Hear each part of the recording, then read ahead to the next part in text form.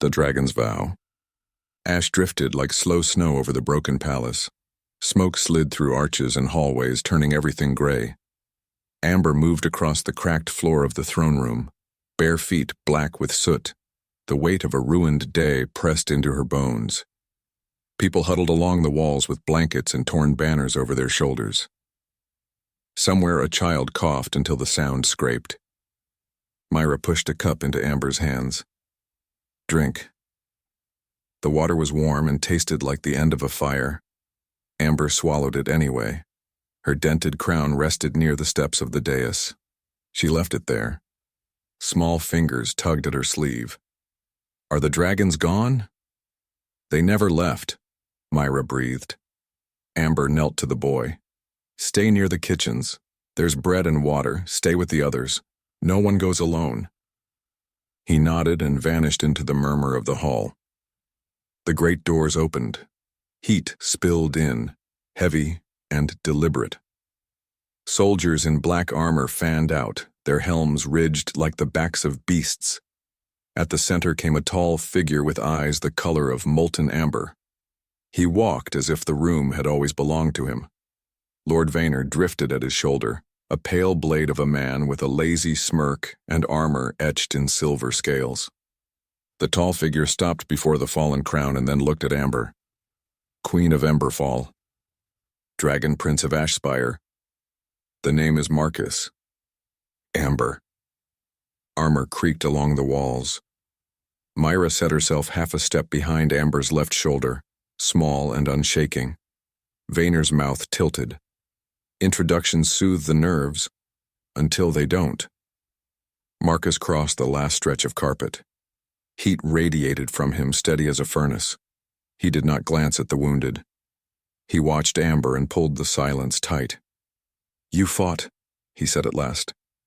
Your men bled for streets already lost. They bled for people, Amber answered. You have no army left. I have people. Then you understand why I came. His gaze slid over the hall, then returned to her. Terms. Your city will live. Your wells will run.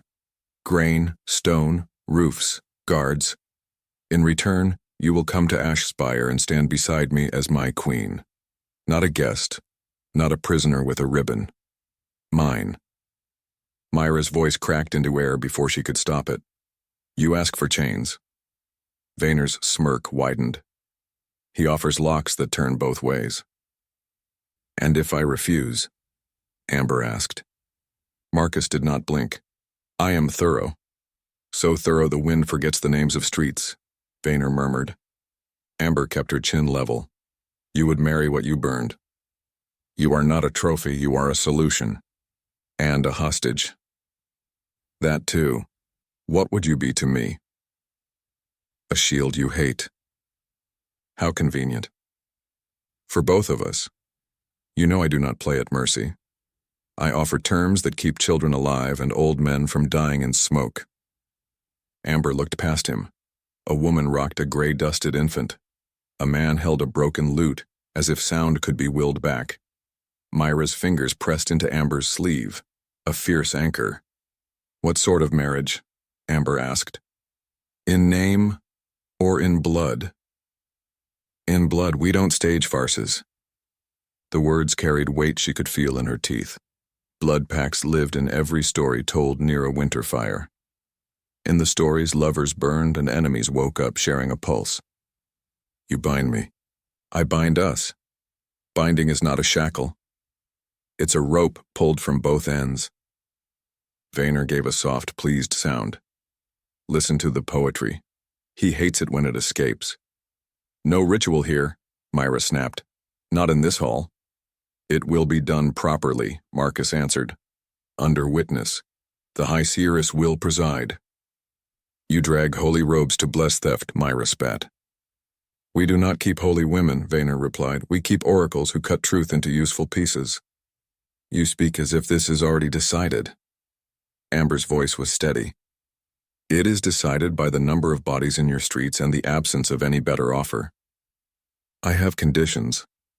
A small shift of surprise touched his eyes. You have nothing to bargain with. I have the sight of your court when they look at me. You want a queen who stands, not a broken object. How I stand beside you has value. That is what I bargain with. Vaenor's smirk sharpened. Careful. She deals in currency we actually use. Your wells repaired, Amber said. Grain delivered before nightfall. No children taken for your army. No more fires in my fields. My handmaiden comes with me. Marcus held her gaze. Done. And your soldiers will not touch my people without cause. My soldiers do as I tell them. Your soldiers. They will not touch your people without cause. If any do, they answer to me. That answer will not be gentle. She breathed out. It tasted like surrender and saved lives in the same breath. One more, she said. Spare the outer villages. Send riders with water and bread. He watched her for a beat that stretched. The ember warmth under his skin deepened, then cooled. Done. Vaenor lifted his brows in playful surprise. How generous a flame. It cost less than being called a liar. Marcus returned. Amber glanced at the dented crown. It sat where she had left it, catching a stingy light and offering none back. Then choose, Marcus said, hand lifting between them. Now. Myra grabbed Amber's wrist. Think. Amber met Myra's eyes. Love swelled and hurt. We can't run, she whispered. We can't hide. If I do nothing, he does everything. I will go with you, Myra choked. I'm not letting you walk into fire alone. Vaenor drifted a step closer, voice a smooth blade. There are other banners. Not all Ash keeps the same court. I won't be traded, Amber said. Then you'll be kept, Vaenor replied. That can be kinder than you think. Or not. Amber looked at the hall one last time. The boy from earlier peering from behind a pillar. The woman with the infant, the broken lute. The weight in her chest shifted. Not lighter. Just placed somewhere she could carry it. She set her hand in Marcus's. Heat climbed her skin like a living thing. It didn't blister. It claimed. His fingers closed with a certainty that left no room for doubt. The hall exhaled. Myra made a soft sound that belonged to grief and to promise. You understand, Marcus murmured. I understand I won't let my people die, so your victory feels cleaner. If I'm a page in your story, I'll write on you as well. A flicker moved across his face. Not pleasure, not anger. Something like recognition. His grip tightened, then eased. The High Seeress will reach the city before sundown. Vaenor groaned in mock disappointment. So soon, I hoped for supper first? Prepare deliveries, Marcus told him. If a single card is light or late, I will get creative. How many fingers teach the lesson fastest? Enough to remember. Orders cracked through the doors. Carts rattled across the outer square. The hall filled with the practical noise of life being dragged back from an edge. Wheels, ropes, counts, names. Marcus stood too close. The heat nudged Amber's skin. Not an attack, not mercy, a pressure that made her aware of every inch of him. She stayed where she was. She would not retreat into personal comfort while her people learned to breathe again. You think I'm a monster, he said, voice almost mild. I don't correct that when it helps. You burn cities. I burn illusions. Cities survive more than anyone expects. He nodded toward the doorway where the first water barrels rolled in. This one will. You destroyed what fed us. You'll be fed better. Your rivers are clean. Your aquifers are deep. Your roads are a problem we'll fix. Emberfall lived on second harvests and faith. You'll have more than faith. Don't talk to me like a ledger. I don't yet know how else to talk to you. Myra stepped forward. Then learn fast. Marcus's gaze weighed Myra, patient and calculating. You carry iron in your eyes. I carry what she needs. She will need a great deal. I know. Amber kept her focus on him. If your seeress is late, I won't wait for dawn. Eager. Decided. Those aren't the same. They are in me. Something altered in his expression, quick as a spark catching dry wood. That will serve you at Ash Spire. Don't mistake resolve for admiration. I'm not that foolish. The floor gave a faint shiver, the volcano shifting under stone. Outside, a voice called for bandages, another for names, another to count sacks. The throne room changed from a tomb to a working place. Amber bent and picked up the crown. It felt thin and heavy at once. She set it on the dais with care. You won't need it where you're going, Marcus said, and I'll always need to remember it. Memory isn't a crown. No, it's the metal the next one is forged from. He watched her with that steady, assessing heat. He did not reach for her again. The restraint surprised her more than the alternative. Prepare her, he told Myra. Not for show, for pain.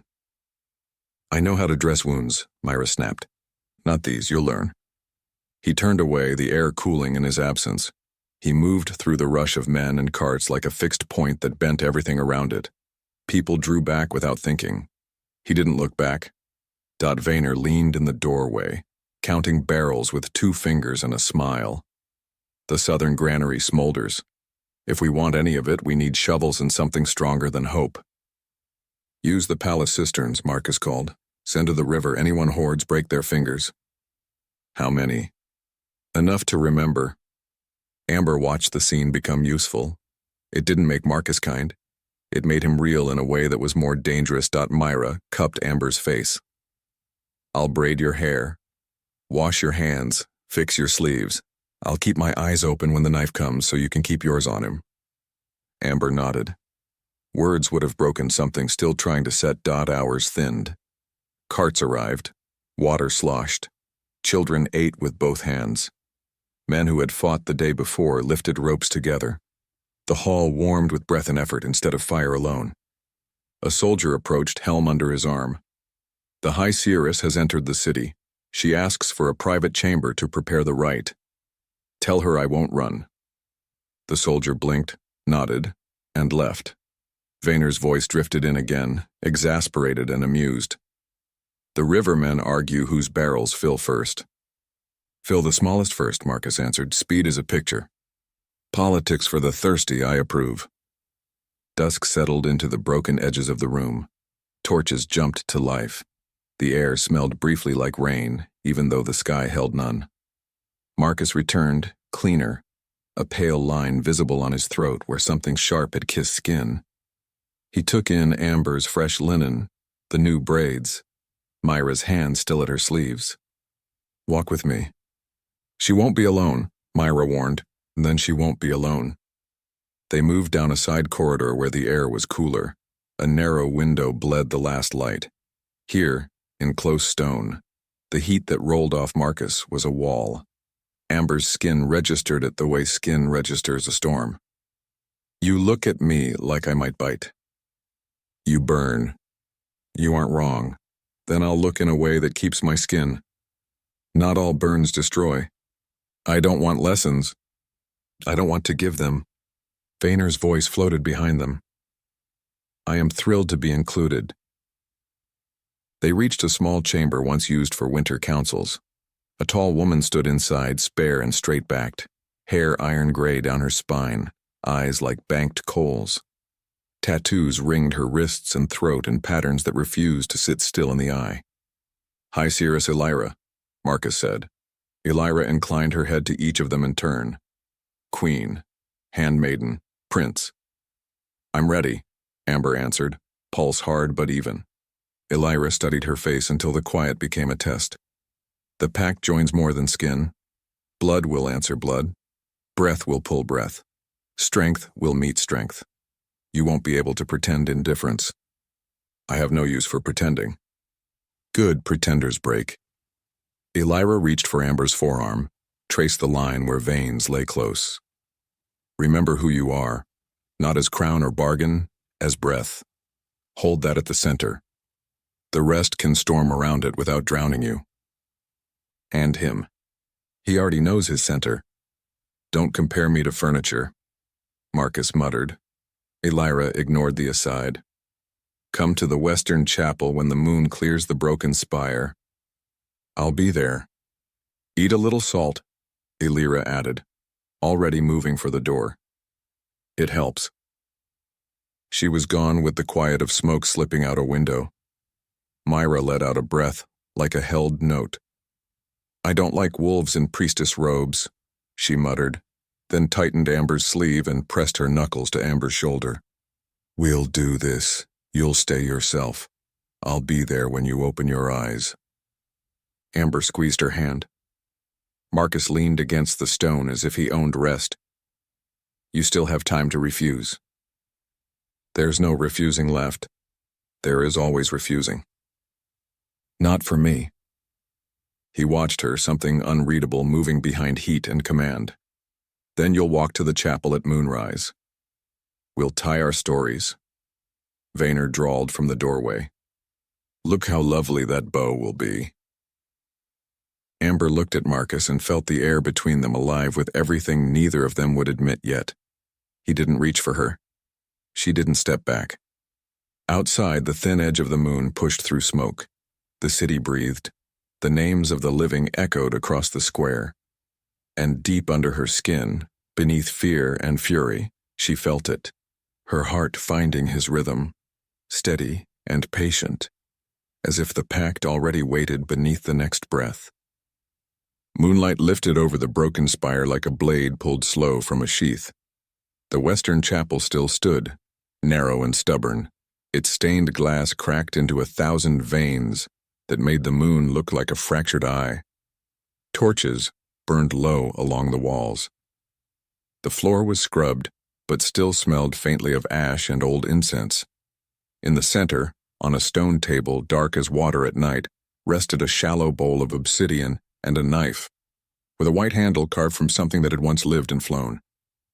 Elira leaned over the table with the focus of someone who had braided this rite 100 times and cut it clean every time.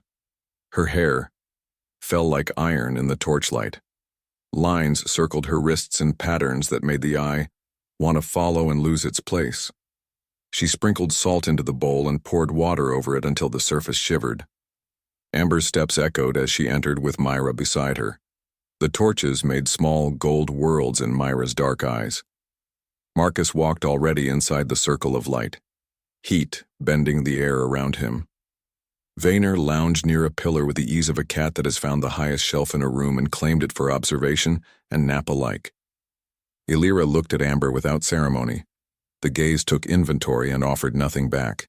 She gestured to a plain stool set near the table. Amber did not sit. Myra stood just inside the doorway, close enough to reach, far enough not to intrude by accident. Vayner's voice drifted across the room. A chapel deserves music. I could hum if the moment needs more gravity. No humming, Elira said without looking at him. Marcus watched Amber with the patience of iron warming in a forge. Ready? As I will ever be. Elira lifted the bowl, the liquid black as if the moon itself had bled into it. Salt for clarity, water for breath, obsidian for truth, bone for cost. Her fingers brushed the white handle of the knife. The pact is older than our courts and harder than pride. Once done, it is not undone without death. Myra drew a sharp breath. You do not have to do this. I do, Amber whispered. I want them to live. Elira set the bowl down. We begin with consent. Speak your names and your choosing. No titles. Names are what bind. Marcus did not glance at anyone else. Marcus, I choose. His eyes held Amber's while he said it, and the simple words held more weight than oaths men coated with flowers. Amber felt the shape of her own name in her throat before she spoke. Amber, I choose. Vayner made a soft sound of appreciation. No one forced it into her mouth. How refreshing. Elira ignored him. Show me your hands. Amber extended her left hand. Marcus extended his right. Elira took Amber's palm first, washed it with water from the bowl, then with salt. The coolness made Amber's skin flush in reaction to the heat that swelled from Marcus. Elira washed Marcus's palm the same way, her motions precise and economical, like a craftsman who knows exactly how many strokes make a surface true. "You will carry a mark," Elira said. "It will not fade. It will mean you are not alone even when you wish to be." Amber heard Myra's breath catch again and kept her own steady. She did not look away from Marcus. He did not look away from her. Elira set the knife to Amber's palm. The edge slid through skin with an intimate bite, not cruel, not kind. Blood welled dark and bright. Heat flared under Amber's skin, not from pain but from proximity, as if the wound opened a door inside her that led into a room already occupied. Marcus's jaw flexed when Elira turned to him. The blade kissed his palm, and red flooded his hand. The air warmed, a gentle swell like a breath over embers. Amber saw his blood bead and felt the ghost of the cut move across her own hand. An echo. Her heart picked up, stumbled, corrected. Elira tilted their hands over the bowl. Their blood fell together and turned the water darker than night. The surface shivered, then smoothed, then shivered again, as if something beneath it had woken and stretched. "Repeat after me," Elira said. "In blood I bind. In breath I answer. In strength I match. In pain I do not abandon. In fire I endure." Marcus's voice moved first, low and steady, each phrase a weight set down on a shelf exactly where it belonged. Amber spoke after, the words simple but not small, the edges of them catching on new places inside her, as if they were being fitted to unfamiliar bone. Elira's fingers traced a pattern over the bowl, then over their joined hands, and the air shifted again. The smoke from the torches moved in a circle, as if some unseen hand had pressed it into a ring. A faint glow rose from the liquid. It was not light so much as presence. "Look at each other," Elira said. Amber did. Marcus's eyes, already bright, burned hotter, until the line between pupil and iris dissolved into a molten band. He did not smile. He did not try to soften anything. He held her attention as if the room depended on it, and perhaps it did. Elira dipped her finger into the bowl and drew a line across Amber's wrist, just above the palm, then the same line on Marcus's wrist. Heat rushed into Amber's arm. The line burned and then settled, a brand that felt like a door closed and locked from two sides at once. "Give me your injured hands," Elira said. Marcus lifted his first. Elira pressed Amber's cut to his and held them there. The contact was an assault and an answer. Heat rolled through Amber so sudden her knees loosened. It was not the heat of a torch or a hearth. It was the heat of something living, an interior flame that matched itself to her rhythm and insisted they be one thing, not two. "Breathe," Elira instructed without urgency. "In through your teeth, out through your nose. Do not fight it. Let the pattern settle." Amber obeyed. With each breath, the heat found a shape and then returned to it. With each breath, the room's noises pushed further away. She heard only the weight of her own lungs and a second rhythm behind it, calmer and heavier, like a large animal asleep at the foot of a bed and dreaming of running. Marcus's voice reached her through the hum. "Look at me." She did. The world narrowed politely, and they were its content. He was too close, and not close enough.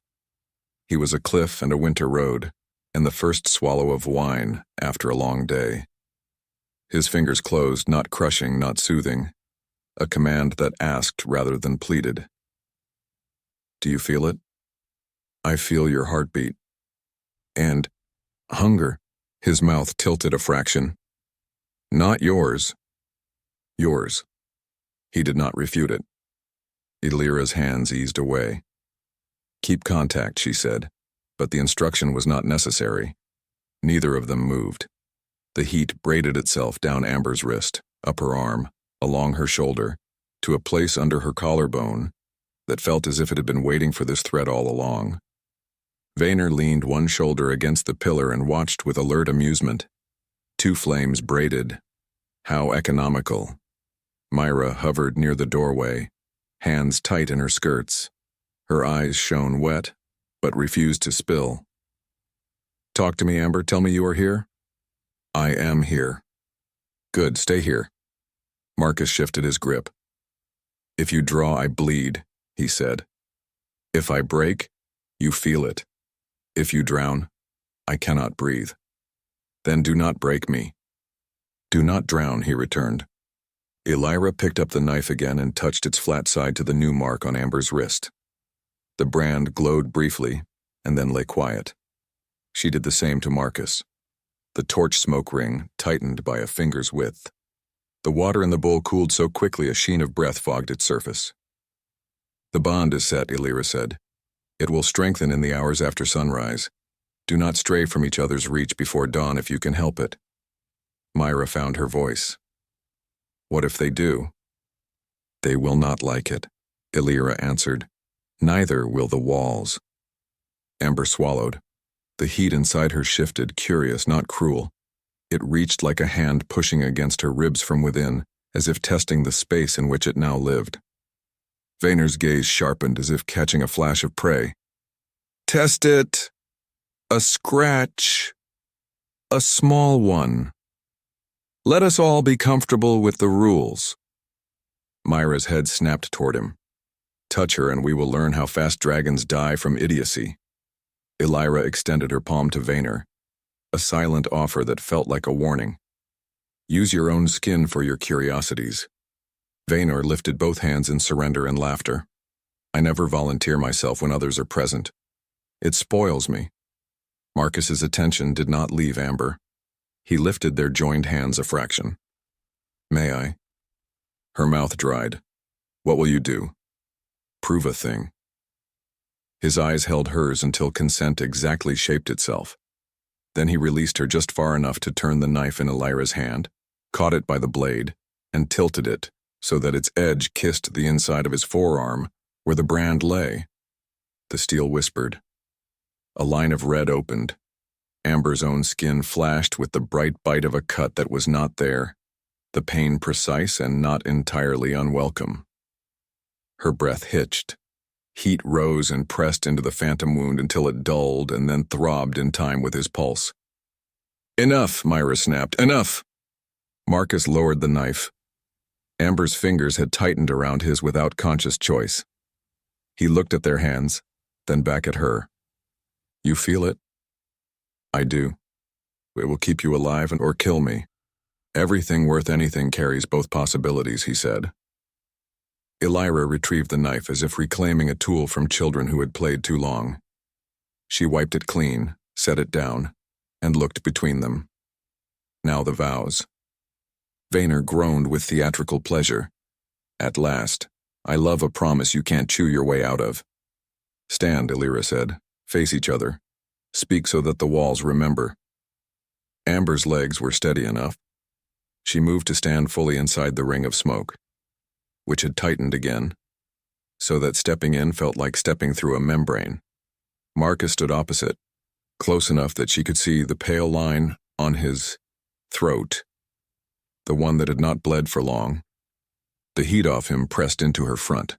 The cool of the chapel pressed into her back. She felt held between 2 temperatures, and that paradox made something in her calm. Elira's voice took on a cadence that turned air into a path. "Speak in turn. When I touch you, answer. When I lift my hand, silence will finish the word. If you lie, the lie will cut you first." Marcus's gaze did not leave her. The High Sierras touched his shoulder. "I take Amber into my protection. My strength answers her need. My fire will not consume what she asks me to spare." The hand touched Amber's shoulder. "I accept Marcus's protection. My will does not bend to his cruelty. My voice will not be stolen by his power." Vaynor made an appreciative sound. "She keeps a blade under the vow. I am delighted." Elira's hand returned to Marcus. "I will not command her soul. I will not starve her people. I will not break her for sport. The hand settled on Amber. I will not betray his court. I will not hide knives in kisses. I will not ask for mercy I do not intend to return. Marcus's mouth tilted. That line suits you. It suits us both. Elira's palm brushed both their wrists where the marks glowed faintly. In blood. In breath. In strength. In pain. In fire. She lowered her hands. Speak the last piece together. Amber found the words without Elira saying them first. They were simple. They were a door clicking shut. We bind. The smoke ring collapsed soundlessly inward and vanished. The torches jumped. The bowl stilled into a mirror that showed nothing of faces, only a dark depth that promised honesty and cost. Elira let out a breath that acknowledged a job done according to craft. It is sealed. You may let go. Amber tried. Her fingers loosened and did not release. His grip did not ease either. A small dart of panic flickered in her chest.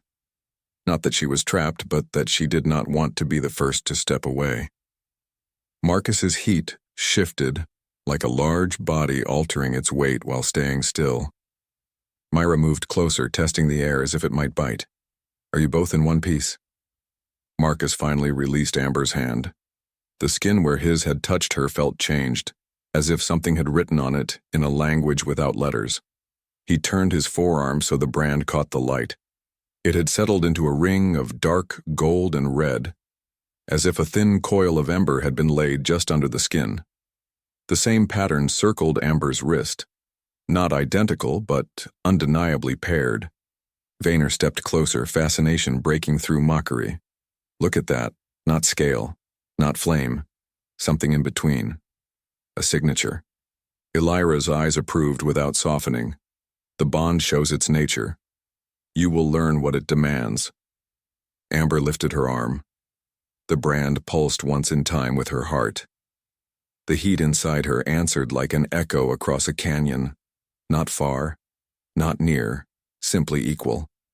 Marcus watched the movement with an attention that felt like an embrace held back by order. How do you feel? Like I am not alone in my own ribs and get used to it? No. He almost smiled. Then teach me what to do with a queen who refuses even what can't be refused. You learn fast, she said. You told me to. Myra broke in, the urgency of practical love pulling her across any ceremony. What happens next?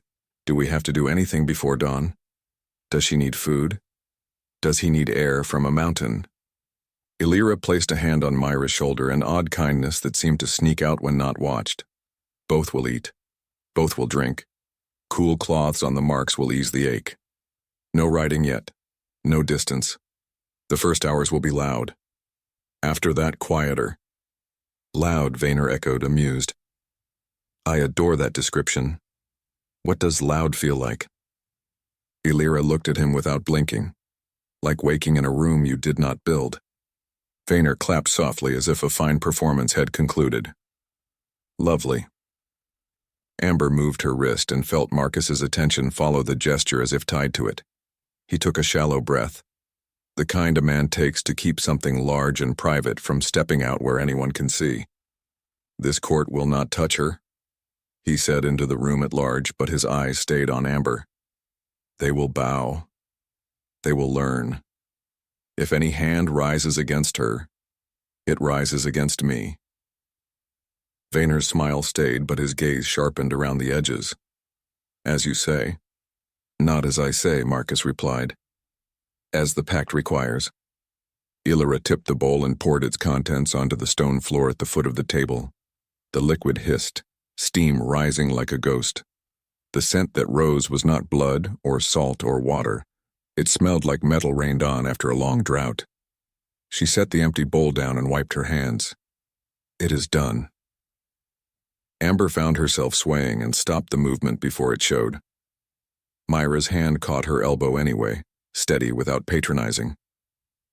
Drink, Myra urged, producing a cup that had no business being where it was except that Myra always made impossible things appear when needed. Amber swallowed. The water tasted like relief, and like a debt acknowledged. Marcus held out his own cup and Myra, after one razor-bright look at him, handed it over. He drank and returned it without flourish. "We leave at dawn," Marcus said. "The roads are passable by the eastern route. The chariot waits in the inner court. You will ride with me." Vayner's smile curled again. "And I will ride beside and provide conversation in case the newlyweds lapse into silence.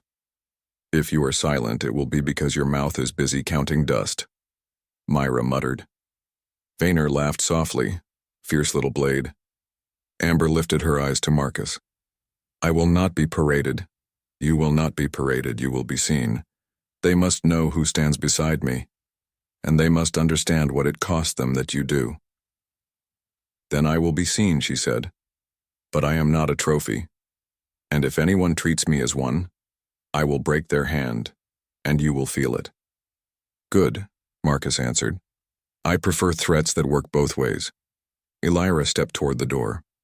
"I will send a girl with salve for the marks. Sleep if you can. Do not lie to yourselves that you have forgotten how." She paused and looked at Amber, at Myra, then at Marcus. "Love is not required of this rite. It neither grows it nor kills it. What you build next will not be the pact's doing. It will be yours." Vayner rolled that sentence on his tongue like wine. A toast to personal responsibility in a court of fire. How novel. Elira left them to the torchlight and their new weight. Myra brushed Amber's hair back from her face, fingers careful around the new braids. "I have a room ready.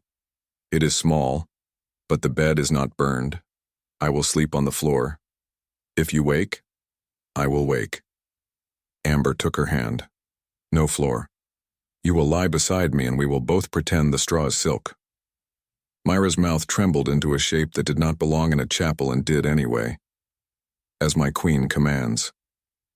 Marcus's heat pressed without touching. "You will be guarded. I will place men I trust at your door." "Name them to me," Myra said. "I will learn their faces." "You will," Marcus answered. "And if any of them so much as breathes wrong in your direction, you will tell me, and they will not breathe again." Vayner pushed away from the pillar, stretching as if from a pleasant nap. "I will check the eastern gate. The chariot must be oiled and the harness mended. Nothing ruins romance like a wheel that prefers to be oval." "Go," Marcus said. Vayner bowed with an elegance that made mockery look like grace. He was gone into the corridor before any of them could enjoy the silence he left.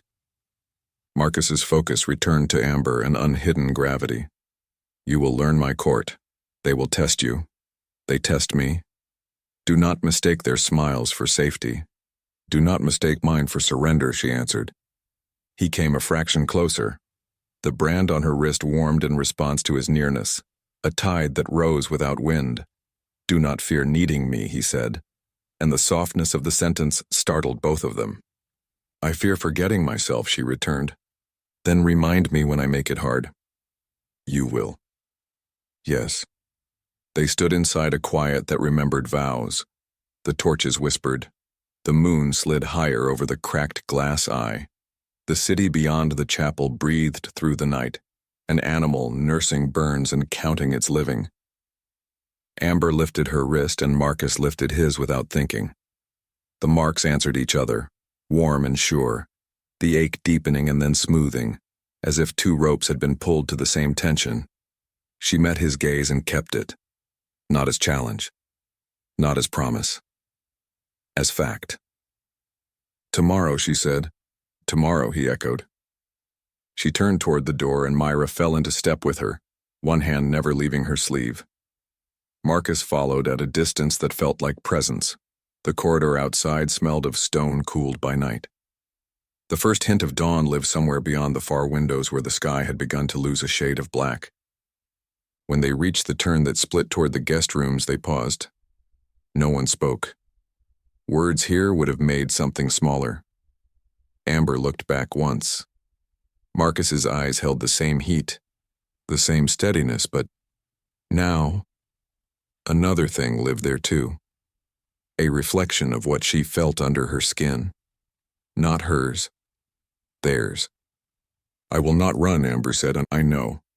I will not forget why I chose, and I know that too. She moved away with Myra, the sound of their steps folding into the chapel's old hush. Behind her, she could feel him even through walls. The bond a quiet pulse under her breastbone. It did not feel like a chain. It felt like a warning and an answer both at once, and it followed her into the first hour of a night that would end with the road to Ash Spire waiting, and a sky the color of iron before it turns to fire. Dawn came iron and pale. The courtyard looked less like a grave and more like work halfway done. Barrels stood in rows, bread baskets emptied and refilled, smoke thinned to a bitter thread. The brand around Amber's wrist had settled into a ring of red gold, warm with her pulse and with another beat just behind it. Myra fastened a dark cloak at Amber's throat. Eat a little. I can't taste. You don't need to taste, you need to have eaten. Amber chewed bread and swallowed water. The chariot waited at the eastern gate beneath a canopy of black silk. Two scaled beasts stood in harness, long bodies low to the ground, horns curved back, breath a slow heat that rippled the air. The wheels were banded in dark metal, the wood carved with lines that suggested flame. Vaynor tapped a rim with 2 fingers. Round as hope. Let us pray the road respects geometry. Marcus came from the inner hall with 3 soldiers. He wore travel leathers, hair tied back. The cut on his throat had faded to a pale mark. His gaze found Amber as if it had kept that place open for her all night. Myra stepped in front of the soldiers. Names, you promised. Marcus gestured. Joran, Teal, Breck. He pointed to each in turn. They keep their orders and their hands to themselves. Joran touched a fist to his chest. Teal's eyes flicked over Myra and memorized her. Breck was young, jaw tight, and trying not to show it. I will remember, Myra said. Marcus lifted his arm and showed the band of the brand. It brightened a fraction when Amber drew near. Elira crossed the courtyard from the chapel, gray hair braided, face set in the calm of someone who has already done the hard part. Stay within a dozen paces until midday, she told them. The first hour's tug. How hard? Myra asked. Enough to pull furniture, Elira said. Salt on the tongue if either of you sways. Do not try to be brave in separate rooms. Amber touched her wrist. Will it hurt more? It will ask more, Elira answered. Answer honestly and it will quiet. Vaynor smiled at her. You always know how to make a farewell feel like a riddle. It is not a farewell, Elira said. It is a beginning you cannot take back. Her gaze rested on Amber, then Marcus. If you must speak to each other, do not do it with knives. She turned and was gone, as if the air had made a door for her and then shut it. You can still walk away, Vaynor offered cheerfully at the chariot step. East, west, north, south. Queens collect doors. No doors, Amber said and climbed in. Myra took the bench opposite. Marcus settled on the front seat and wrapped the reins around his forearm. Vaynor swung onto the rear step and then slid in beside him with the ease of a cat finding the warm spot on a wall. Marcus flicked his wrist. The beasts leaned into the harness and the chariot slid into motion, smooth and heavier than air. The eastern gate opened onto a road cut through blackened trees. People gathered along the way with loaves clutched to their chests, with buckets, with empty hands. Amber kept her back straight and her chin level. A child lifted a hand. She lifted hers and felt the brand tug. Marcus's wrist answered, and did not flinch. Look at them, Vaynor murmured. Courage makes a better breakfast than bitterness. Make sure they get both, Myra said. They earned more than compliments.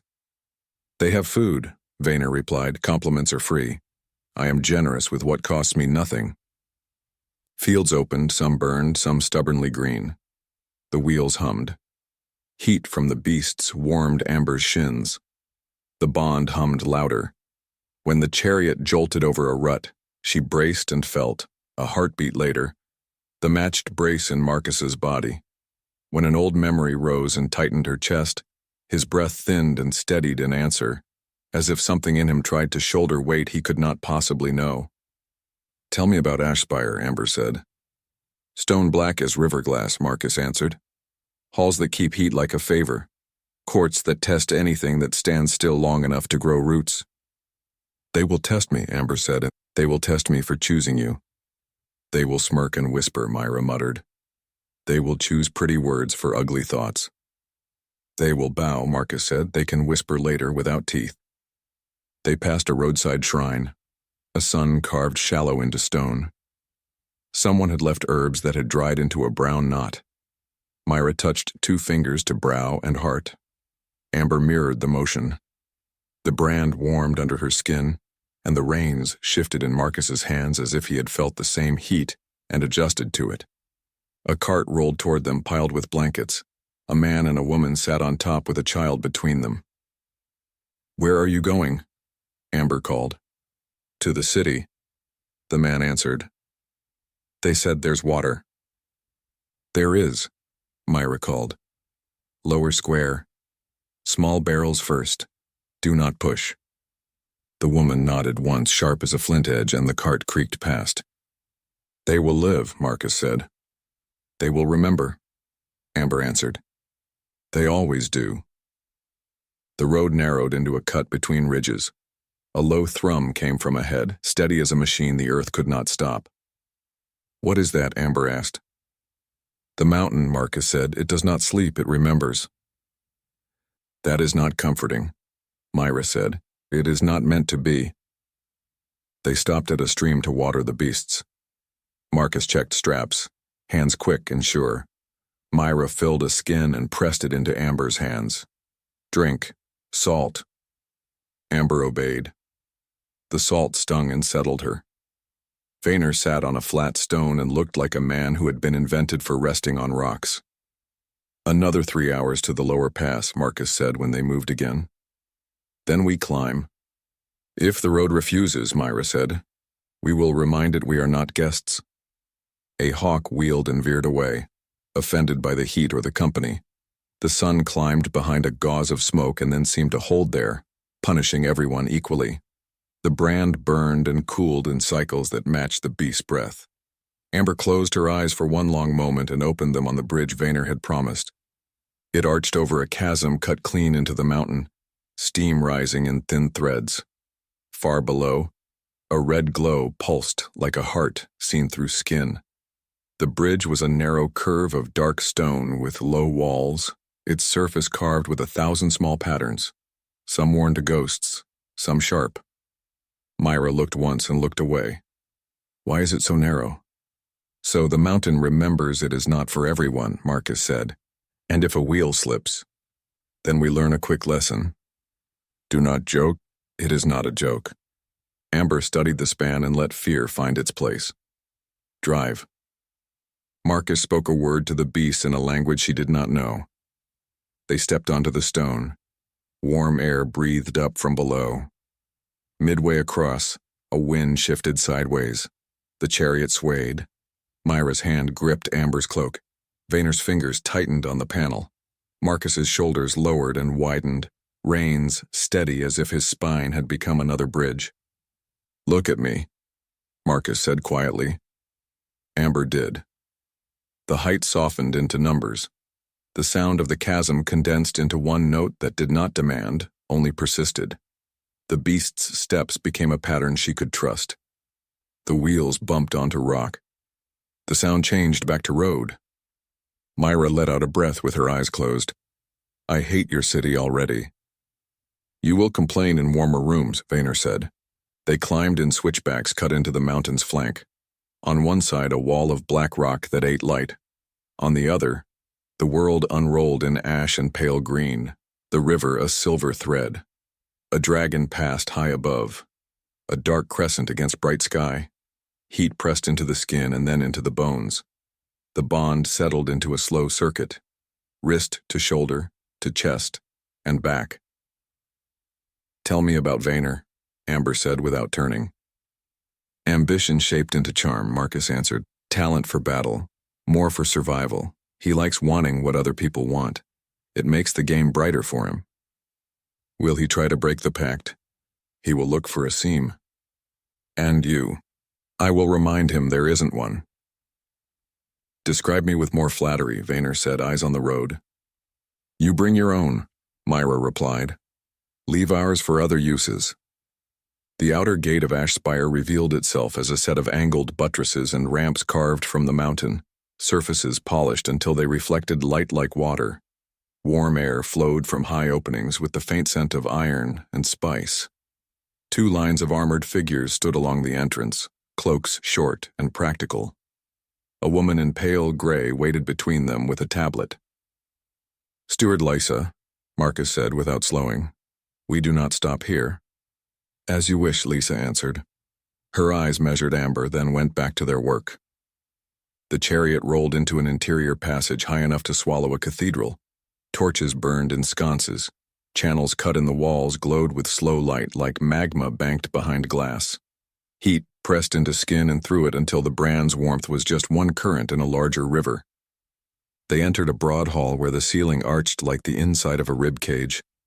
Dragons in human form stood in clusters along the walls, clothes stitched with metal, leather too fine to be practical. The air held the practiced murmur of power and the small electric sound of curiosity, trying not to look like hunger. Marcus drew the chariot to a stop. The beasts lowered their heads and went still. Vayner hopped down and smiled as if the entertainment had finally arrived. Myra rose with her bag already open, taking stock the way a healer counts her tools before the bleeding starts. A man with silver in his hair and calculation in his eyes stepped forward. Welcome home, my prince. Lord Arian, Vayner murmured. The conscience of the court. Late, as always. If I were your conscience, Arian said, you would have drowned in a basin before you learned to speak. This is Amber of Emberfall, Marcus said, voice level. Silence fell into a new shape. It was not absence of sound. It was attention, sharpened to points. A woman in a red mantle smiled too wide. A man in dark blue frowned without disguise. Someone in the back whispered, and the whisper ran the wall and came back altered. Amber stood.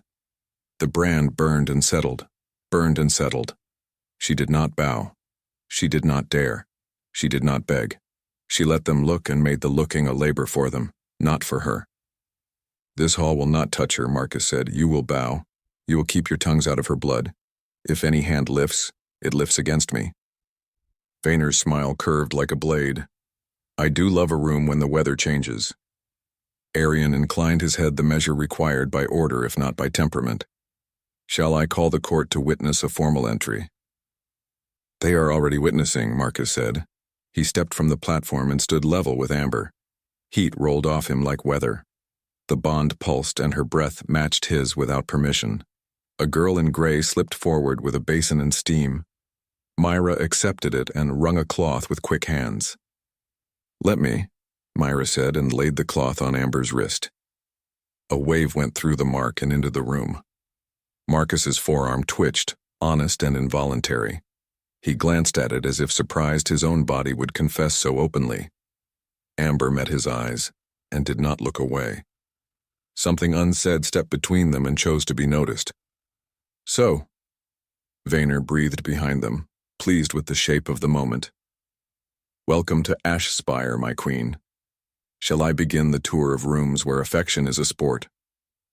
Later, Marcus said. Always later. Vayner sighed. One day I will die from lack of timely appreciation. Not today, Marcus said.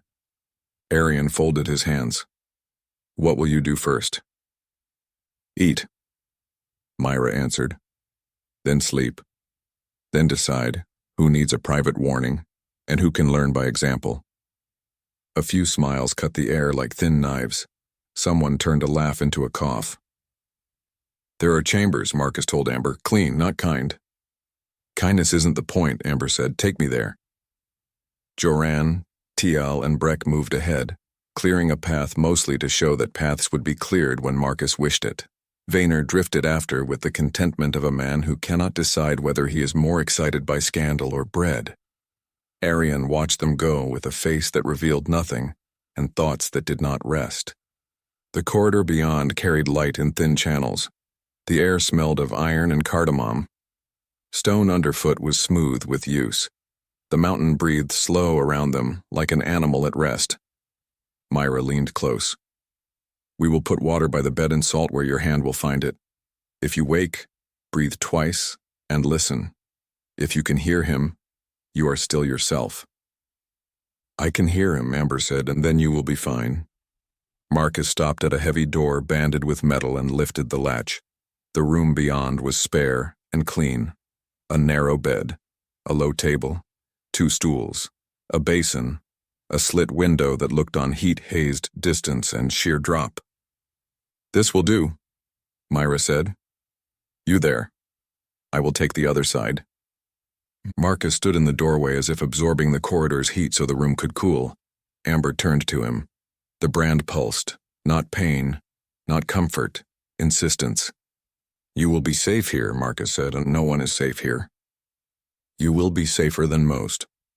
Because of you. Yes. She looked past him to the corridor, to the sound of distant voices, to the mountain's endless, slow rhythm. She looked back. He did not step in. He would if she moved. He would not if she didn't.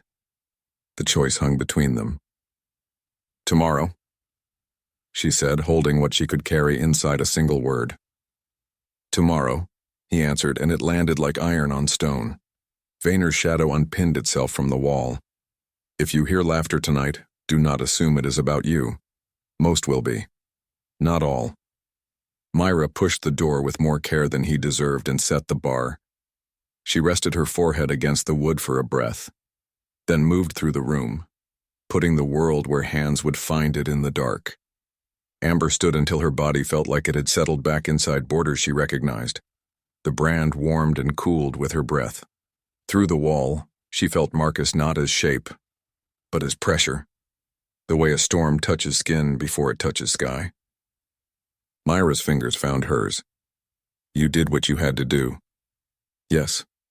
You will do it again tomorrow. Yes. And the day after. Yes. Amber lay down.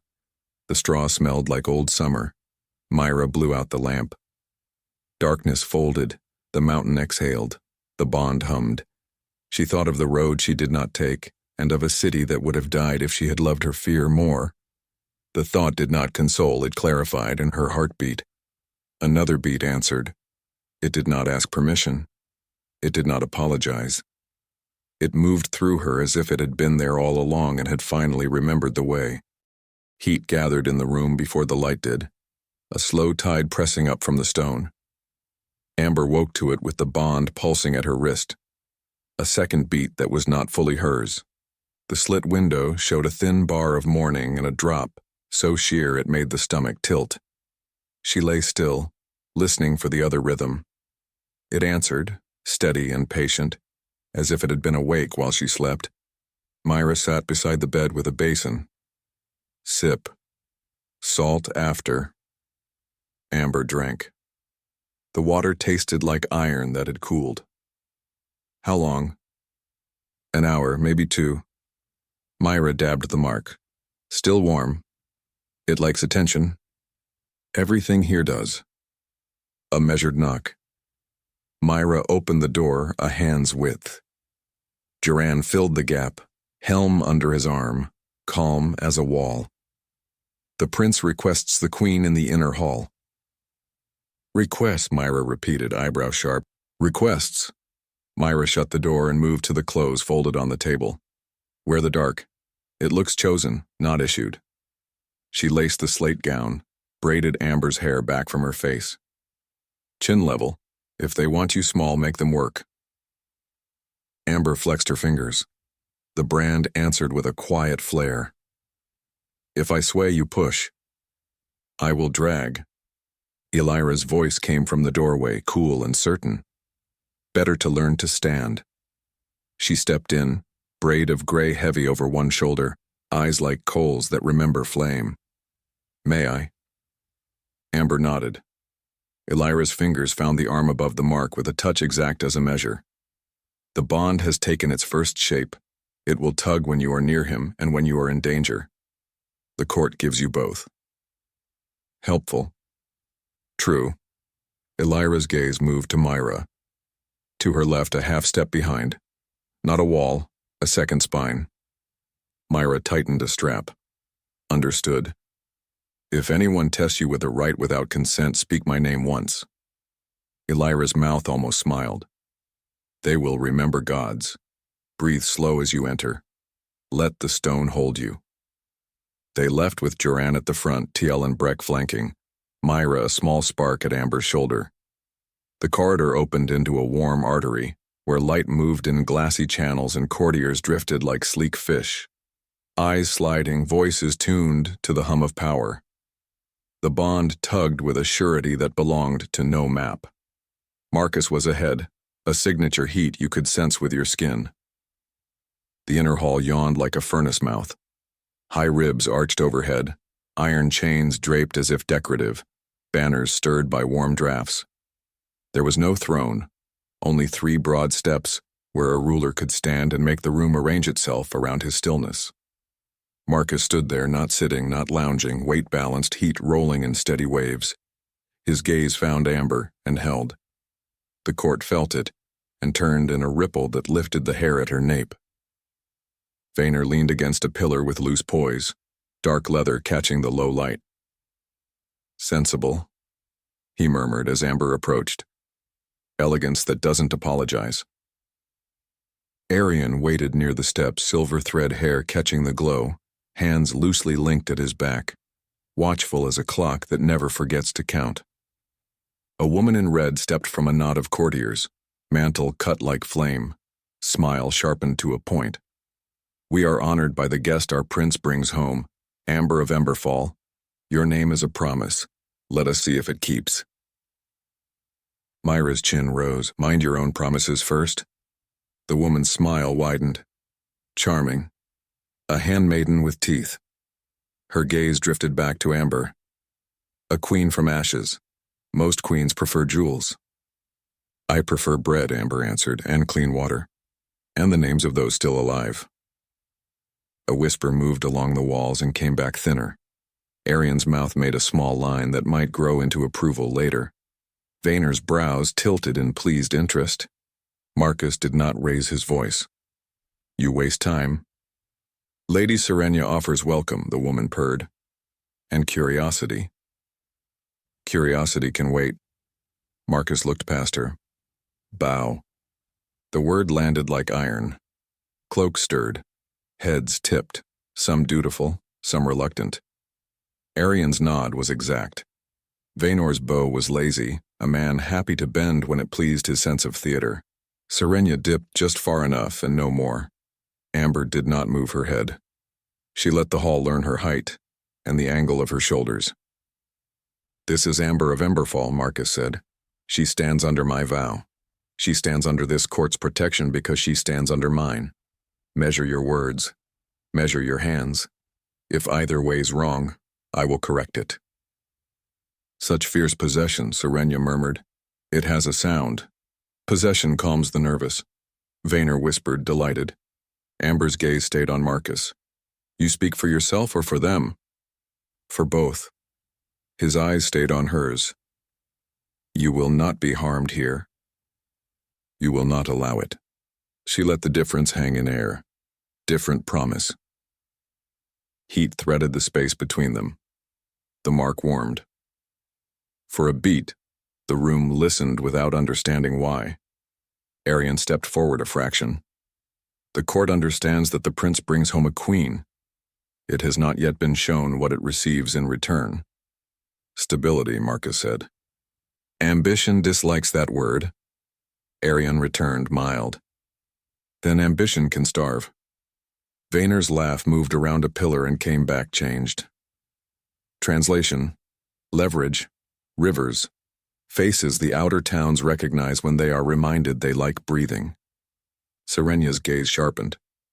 She also brings ghosts. Grief that will be sharp for years. Grief is not patient. Grief learns, Myra answered, when it must. A young lord near the back lifted his chin to be heard. Is this not the woman whose city burned because she could not defend it? Are we to bow to failure? Amber felt the tug under her skin before her temper found breath. Marcus did not turn his head. He did not need to. The young man flinched at nothing obvious. Vayner's mouth curved. "Come closer, Lord Darrell," Vayner called, smooth as oil. "Your courage sounds bigger from a safe distance." Darrell obeyed because he was foolish where he wanted to look brave. He stepped into open space, chin high, eyes sliding between Amber and Marcus. "Ask," Marcus said. Darrell swallowed. "Is she worth the price?" His gaze flicked to the faint ring on Amber's wrist. "Or do we enjoy new words for old chains?" Amber lifted her arm and let the brand catch light. It looked almost delicate until the heat in it answered Marcus and deepened. "If you're hunting a chain," she told him, "try your fear. It pulls harder." Laughter uncoiled in a few places, surprised and edged. Color rose in Darrell's face. He took a step nearer, straightening into challenge out of habit. Arian let warmth touch his voice for once. "Your fear tells you to test what will strike you. That is not principle. Only practice."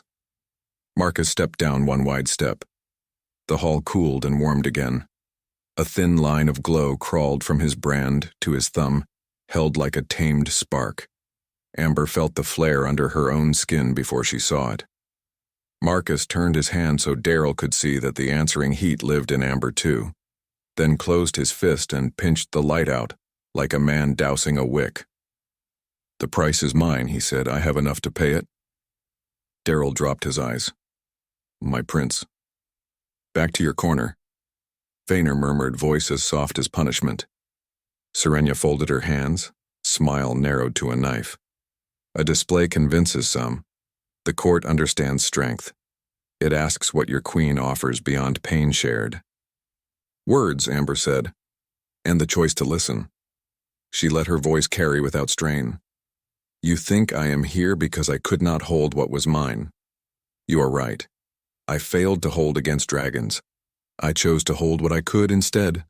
Lives, names, water, bread. If you want jewels, look at your sleeves.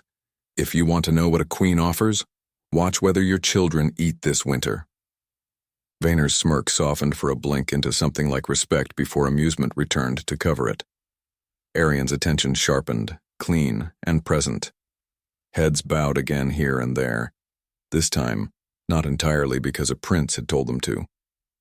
Heat leaned closer from Marcus without his body moving.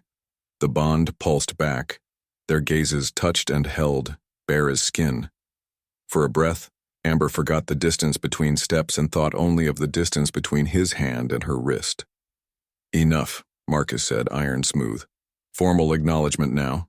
Then go back to whatever performance you rehearse when you think no one watches." Arian came first, court lore neat in his spine. "Welcome to Ash Spire, Amber of Emberfall. May your presence make our enemies miscount." "I prefer they learn to count." Arian's mouth almost smiled. He moved aside. Serenia glided, mantle a spill of red. "May your sleep be short and your eyes open." "My sleep is watched. My eyes don't close when knives move." "Good. Boredom is a crime." Vayner bowed with pleasure. "My queen. My problem." "That also." His eyes brightened. "When you tire of glares, find me. I make a comfortable place for people who want to stay sharp. I prefer whetstones that don't talk. I can be quiet for minutes." Myra leaned into Amber's space just enough for Vayner to notice. "Find a longer hobby." "I have one," Vayner murmured, drifting away. Acknowledgement spiraled outward, some stiff as shields, some hesitant, a few honest enough to bank for later. The hall's tension rearranged itself into new questions. The mountain breathed under the stone. The light in the wall channels slid a shade warmer as if a deeper current rolled past. Marcus moved close enough that his heat brushed Amber's shoulder. "Eat." "Later." "Now." His voice lowered for her alone. "You are pale. You are hot. That is not a cure. It is a problem. A useful one. Myra tapped the edge of a plate on a side table where a gray-clad girl had placed fruit baked until sweet and spiced porridge that made the air taste like cardamom. Bowl, spoon, mouth. Do it. Amber ate. Salt steadied her. The mark hummed in quiet approval that annoyed her and helped anyway. Marcus stood with one hand on the table's edge like he intended to arrest any mischief the wood might attempt. "Your court will test me again," Amber said, "and they will test me for choosing you. They think I am your weakness. They will learn I am greedy. For what? For victory. For quiet afterward. For the way you stand and refuse to bend." The spoon paused. "You enjoy this?" "Yes." "Because it is yours." "Because it is ours." Ground shifted under her feet in a way that was not stone. Myra watched them both, face set, eyes soft with a private sadness. "Eat. Then you can set each other on fire with looks." Arian arrived like a shadow that had remembered to manifest. "The Chamberlain asks if you will hear petitions." "Tomorrow," Marcus answered. "There is a ritual at sunset." Arian went on. "The court wishes to witness the new bond at proximity." "How?" Amber asked. "A ring of contained flame," Arian said. "Gifts. Pledges. Those who want to keep their hands keep them still." "Stand very still and enjoy the heat," Vayner added, reappearing because he enjoyed good lines. "It makes an excellent story if you survive." Marcus held Amber's gaze, a question that wore a warning. "You will stand with me?" "You would have me stand regardless." "Yes." "Then ask and let me enjoy refusing." "Will you stand with me?" "Yes." The word surprised them both. The mark pulsed once, pleased, then steadied. Myra's shoulders dropped a fraction. Serenia drifted back, drawn by whatever part of a court can smell a promise. "If he bleeds in your ring, will you scream?" "If I do, you will be close enough to hear it," Amber said. "Is that what you want?" "I want to see what the vow will cost us." "Cost him," Myra corrected. "Us," Serenia repeated, smile all edge. "No bond exists alone in a palace." She vanished again, leaving the scent of heat and spice. Amber finished the bowl and stood. While she ate, the hall had changed. Curiosity had become attention. Attention was learning where to plant itself. New lines had appeared between faces, chords and threads and little knots of agreement. It would take months to see the pattern. She had hours. Marcus turned for the steps. "So, come." They crossed to a balcony cut into the mountain. The world below lay like a map, ash and pale green, the river a silver line. Warm air rose in a steady breath. Amber gripped the rail and let the sight put the hall back inside the larger body it belonged to. Marcus stood beside her, not touching, close enough that her skin registered his heat and grew used to it. "You stood well." "I refuse to fall in front of your court." "Good. I prefer you upright. You prefer me obedient. I prefer you alive. Alive and yours." "Yes." The word hung between them like iron handed across a line. The bond cinched, not a pain, a pull. She studied his profile, the hard mouth used to command before tenderness had ever learned his name. She hated the spark in her throat when the heat off him rose and steadied. She hated it and leaned closer to it anyway, testing distance like a hand testing a flame. "You do not protect me out of kindness." "No." "Then I won't thank you." "I don't ask you to." "What do you ask?" "Stand. Look at me when I speak your name. Do not lie to me in public." "In private." "In private. Lie if it keeps you from breaking." "I don't break. You bend where no one can see." She breathed out and felt Myra behind her, arms folded, pretending not to listen and hearing every word. "What is the ritual called?" Amber asked. "Witness of heat." How poetic. It was named by someone who liked naming things. "And you like burning them?" "Sometimes." He lifted his hand, hovered over the brand, not touching. Heat skimmed her skin without contact. The bond rose to meet it like magnets set near enough to feel the pull and held just far enough not to snap. Her pulse climbed, his matched. You will be safe in the ring. I will be seen. Yes. What if I dislike what they see? You dislike many things. Such as you. Not always. The words left him bare for a breath, a crack where light got in.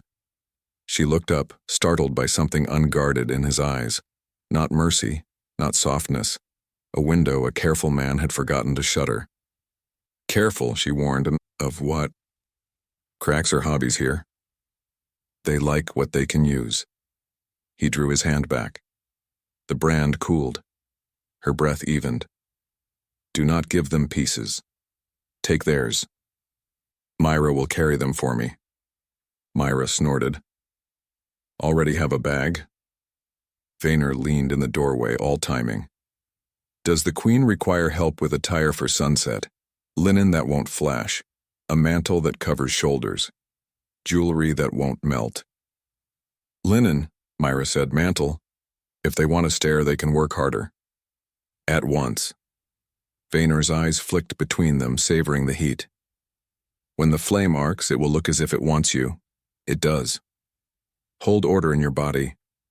Fire enjoys being refused. He vanished with a grin. Marcus looked back at Amber. You will stand with me. I already answered. Say it again. Yes. The bond thrummed, then settled like a weight put where it belongs. Myra took Amber's hand and squeezed hard enough to anchor bone. Eat again, she told Marcus without looking at him, and stop pulling on her through the mark until sunset. I don't pull. You burn. That's different. Not to skin. If you want her upright in your ring, let her heart slow now. Silence held for a breath, warm and edged.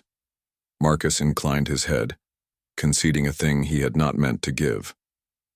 An hour, he said. Then the seamsters. Then the ring. Amber looked at the map of the world below and at the prince beside her, possession woven with protection, danger threaded with desire. The bond warmed in reply, not a chain, a tide, drawing her toward evening. She let the pull settle under her ribs, felt it answer to her will and his, and chose to stand anyway. Twilight slid down the mountain like warm smoke. In the small room, the air held a steady heat that never cooled, as if the stone kept a secret ember. Amber sat on the edge of the bed with the mantle folded across her knees. The ring on her wrist throbbed in quiet pulses that matched her heart, and then, a beat later, matched another. The bond would not be ignored. Myra adjusted the mantle again, then gave up, pretending it needed fixing. You won't sleep. Stop trying. I'm not trying. You're listening. I hear him. Amber pressed her thumb to the brand until the ache sharpened. He isn't still. He never is. Myra opened the window slit a fraction more. Warm air moved across the room. Eat a little salt. Amber placed a grain on her tongue. The world steadied by a degree. It did not silence the hum that carried Marcus across the stone. Footsteps paused in the corridor, a light knock. Arian stood at the door, composed, the kind of calm that has been practiced until it looks like a nature. Before the witness of heat, the chamberlain asks whether the Queen requires attendance. I have one. Then he asks if the Queen understands that tonight is not a trial. It is a promise made visible. I understand that promises can still burn. They do, Arian answered. That is why they are remembered. His gaze drifted to the mantle. Linen is wise. Metal forgets what it owes you when the air is hungry. I won't dress for their hunger. Then dress for your own. Myra cut in. Enough philosophy. Does the ritual start at sunset or when the court runs out of clever lines? At sunset. Arian inclined his head. The ring has been drawn. The flame is contained. Mostly. Mostly is not a reassurance. It is not meant to be. Arian's eyes returned to Amber. If questions are thrown like knives, answer only the ones you can return without bleeding. I intend to return everything. Good. The court keeps what it takes. He stepped back. Prince's arrival in 5 minutes. Do not let him knock. Arian was gone before the door finished closing. The bond pulled, a knot tightening. Amber stood. Her palms were damp. Myra watched her, and then looked away, giving a privacy that did not exist in a palace built like a furnace. Another knock, this one unhurried. Marcus stood in the doorway without armor, in dark linen that made the light along his throat more visible. The thin scar there drew the eye and refused drama. Heat moved with him like a tide. May I come in? You did not bring guards. I am the guard. Myra shifted, ready to plant herself in the middle of the room. Amber raised a hand. Stay. If you want to be here, be here. If you want to breathe, leave for a moment. I'll fetch water, Myra decided, and a mind free of murder. She brushed Amber's sleeve and slipped out. The door shut. The room felt smaller by half. Marcus crossed the floor without hurry and stopped an arm's length away. The bond rose as if the air between them were a surface you could press and feel push back. You're unsettled. You are loud. I am only standing. That is the problem. He lifted his wrist. The mark there answered hers like a spark answering a fuse. It pulls strongest at dusk. It remembers that night used to be a danger. Is this a lesson? It is a confession. Amber met his stare and refused to be moved by the steadiness of it. If you came to remind me that I belong to you, the court already heard you this morning. I came because you hear me whether I knock or not. Then whisper. He stepped in close enough that the heat off his body touched her skin without contact. Does this feel like a whisper? It feels like a fire pretending to be a door. Open it. No. His mouth tilted just once. You stand with me tonight. I already agreed. Agree again. Yes. He reached for her hand and stopped a hair's breadth above it. The bond climbed to meet a touch that didn't land. The mark warmed until it felt like a coin left in sun. Amber kept her hand still, defying her own want to close the last of the distance. What am I to you, she asked, a weapon, a symbol, a shield you hate? A shield I hate, he answered, a queen I want, a vow I can't loosen even if I wanted to. You like chains when you hold them. I dislike them when they are on my wrists. Yet here we are. Yes. The word landed between them without apology. Amber's throat tightened with anger that had nowhere to go and with something else that did not name itself. The pulse under her skin tried to equal his and almost did. You protect me, she said, not out of kindness, out of possession. Out of possession, he agreed. And out of calculation. Your presence here holds more rooms than mine ever will. It steadies halls that want to sway. Use me less like mortar. You stand, you are not stone. Don't stack me anyway. Then choose where you are set. I will. His gaze moved to her mouth and back to her eyes. The heat in the room turned heavier, not hotter. The silence did a quick, bright thing between them. You hate me, he said. I hate what you did. And me. Sometime. And you want me. I want not to want you. That is different. It feels the same. Not to me. He lifted his hand again, hovered, lowered it until the backs of his fingers barely touched the inside of her wrist above the brand. The bond surged. Her knees softened and held. She reached for the wall with the smallest muscle in her back and found it. You are cruel, she whispered. I am, he answered. I am also honest. You would claim me in front of your court and then come here to finish the claiming. No. No. I will not take what you do not give. You already took my city. I took your city to save what could still be saved. You set it on fire. I set it on truth. Then this is the truth, she said, and stepped into him until the heat became a pressure she could measure without flinching. You want to own what you can't keep. I want what will not run. I will always want to run. You will run toward me. Do not tell me what I will do. I will, when it keeps you alive. The door knocked softly. Myra stepped in with a pitcher and 2 cups, stopped when she saw where they stood, and set both down with care that made her hands shake less than her eyes. Drink, and take 2 steps apart before I throw both of you into the window. Later, Marcus answered, not moving.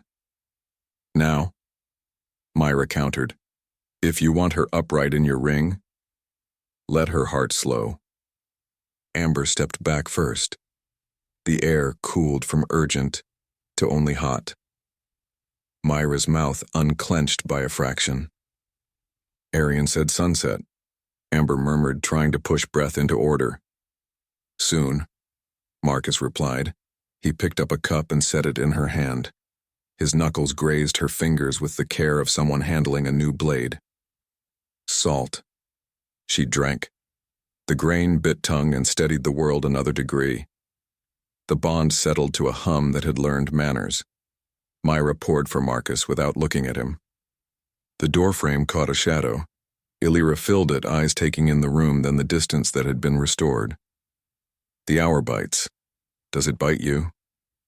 It nips, Marcus answered. It gnaws, Amber corrected. Good. If it did not, I would think one of you had turned into a story too quickly. Illyra stepped closer. Name what you fear right now. Being made small in front of a room that wants me to shrink. Being denied what I want in front of a room that wants me to devour, Marcus answered. Good. Illyra's gaze moved between them. Do not build a house out of those fears. Let them be weather. Walk through them, and do not open your mouths when the ash is thick. Will the ring hurt? Amber asked. Yes, Illyra said. And no. Pain will know your name. It will not stay. What if the court tests me beyond the ring? Then I will be there, and the court will remember mouths can be closed the old way. Illyra turned to Myra. You will stand where you can catch her if her legs forget her pride. My legs remember for both of us. Good. Illyra's fingers ghosted over Amber's wrist above the brand. If the heat spikes, match your breath to his. He does not know how to panic. I know how to rage, Marcus answered. Do not. Illyra's eyes held his until the warning had a place to live. Not tonight. She left as quietly as she had entered, a blade sliding back into a sheath. Silence returned, new and thinner. Marcus set his cup down and looked at Amber as if he was deciding whether the next step would be forward or away. Do not come to me tonight after the ring, Amber said. I had not planned to. You had. I had. Don't. Then don't call me. I won't. You will. You enjoy being right. Yes. So do I. They stood within the friction of 2 truths that would bruise if carried too long. Amber lifted the mantle and swung it over her shoulders. Myra tied the clasp with fingers that knew the work of buttons on bad nights. A soft, carrying voice floated down the corridor. Vayner tuned to the palace as if it were a stage and he were born to find the best entrance. Time. Bring your courage and your better angle. Myra rolled her eyes so hard it could have been an incantation. Vayner leaned in without fully crossing the threshold, gaze bright, like a fox who has learned when not to step into a trap. The ring glows like a promise no one intends to keep. Lovely. Lead, Marcus said. Gladly. Vayner looked at Amber, then at the mantle. They will expect bare shoulders. Disappoint them. That is the point. I approve of disappointment when it is a tool. Arian waited farther along the corridor, steady as a clock, face unreadable and therefore saying more than most faces. The 4 of them fell into a strange procession, Vayner with pleasure, Arian with duty, Myra with stubborn love, Amber with iron in her spine, Marcus with heat at her side like a second gravity. They turned into a passage that narrowed and then opened into a circular chamber, cut from the mountain's heart. The floor held a ring etched in dark stone, grooves filled with something that caught light even before flame. Torches burned in brackets along the walls. The court assembled in a wide shadowed circle outside the line. The air felt charged, grain against glass. Serenia stood opposite the entry, mantle red like coals. "Welcome to our favorite lie." "What lie?" Myra asked without interest. "That we can make fire behave." Amber stepped to the edge of the ring and looked down. The groove was shallow, patient. Heat rose from it as if something below had been asked to wait its turn. Marcus stopped beside her. He lifted his wrist without touching hers. The bond surged, reached, steadied, a tide that had finally seen the moon. His voice stayed low enough to be only for her. "You stand with me." "Yes." "If the flame kisses you, do not flinch." "I do not like to be kissed in public."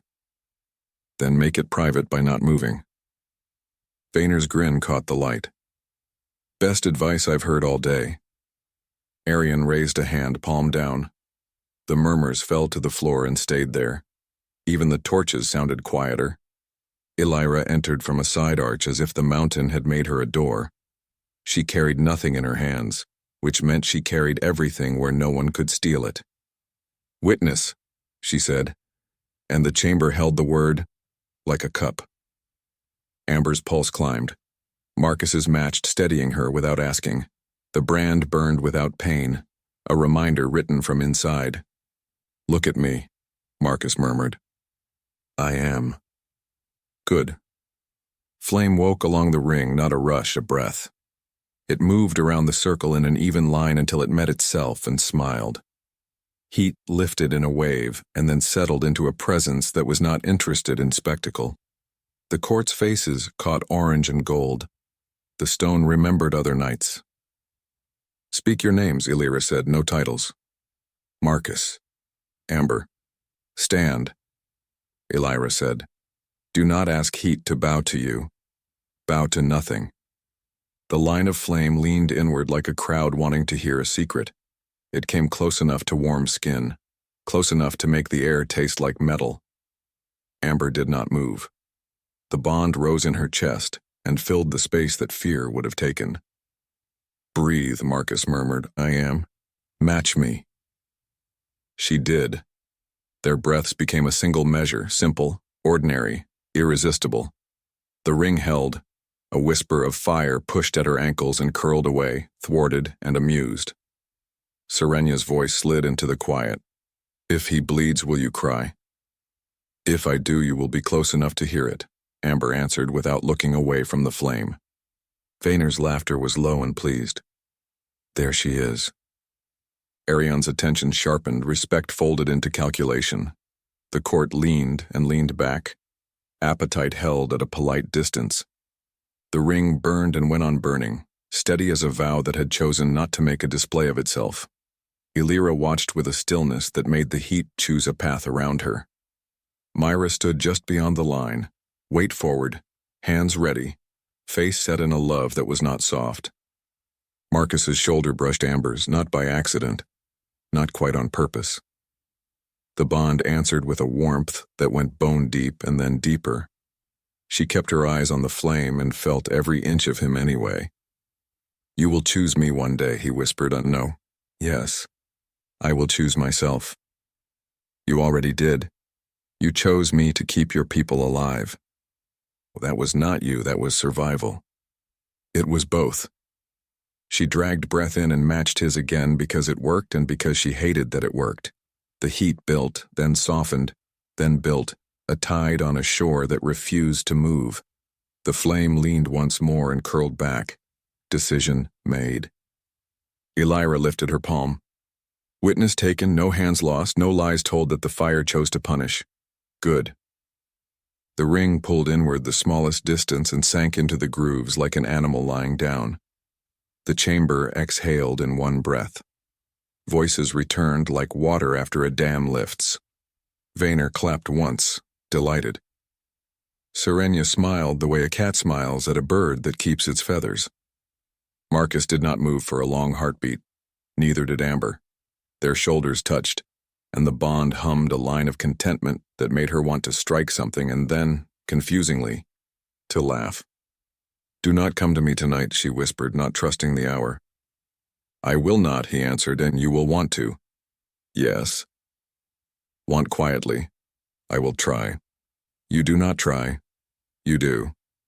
I do. He stepped back. The space cooled and then remembered it was in a palace cut from a volcano. Myra was there in the next breath, hands on Amber's arms, grip firm enough to anchor. Stand, Myra whispered. Smile if you can, don't if you cannot. Amber lifted her chin and let her face be whatever it was. The court watched with new hunger and new calculation. Arian nodded once, slow, filing the knight into the correct drawer. Elira's eyes softened for a blink and went back to iron. Vaynor passed close enough for his words to reach and no farther. You made them swallow heat. Good. They'll ask for more. They always do. Amber looked at Marcus, he looked at her. The chamber moved around them like a tide that had learned to go out and come in without breaking anything important. The vow thrummed under her skin. It felt like danger. It felt like protection. It felt like a hand she wanted to refuse and could not. It felt like the beginning of a choice she did not trust and would one day have to make. Morning burned through the stone before the sun touched the peak. The inner hall had traded night whispers for bright voices, the heat steady, the mood taut. Amber felt the thrum at her wrist before she saw him. The bond found Marcus the way a needle finds north. Myra adjusted the clasp of Amber's mantle. Eat before they eat you. I'm not breakfast. You are to people who live on nerves, bread. Amber bit and swallowed. The grain was sweet and salted, simple enough to anchor breath. Arian approached with a slate balanced on one palm. Petitions after midday.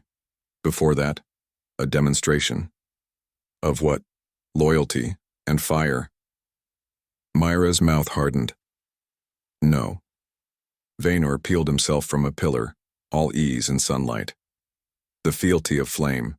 It smiles on those who stand pretty and doesn't on fools. Tradition. The hall is hungry for a symbol after last night. What does it require? Marcus crossed to them, the room remembering to belong to his heat. You stand with me.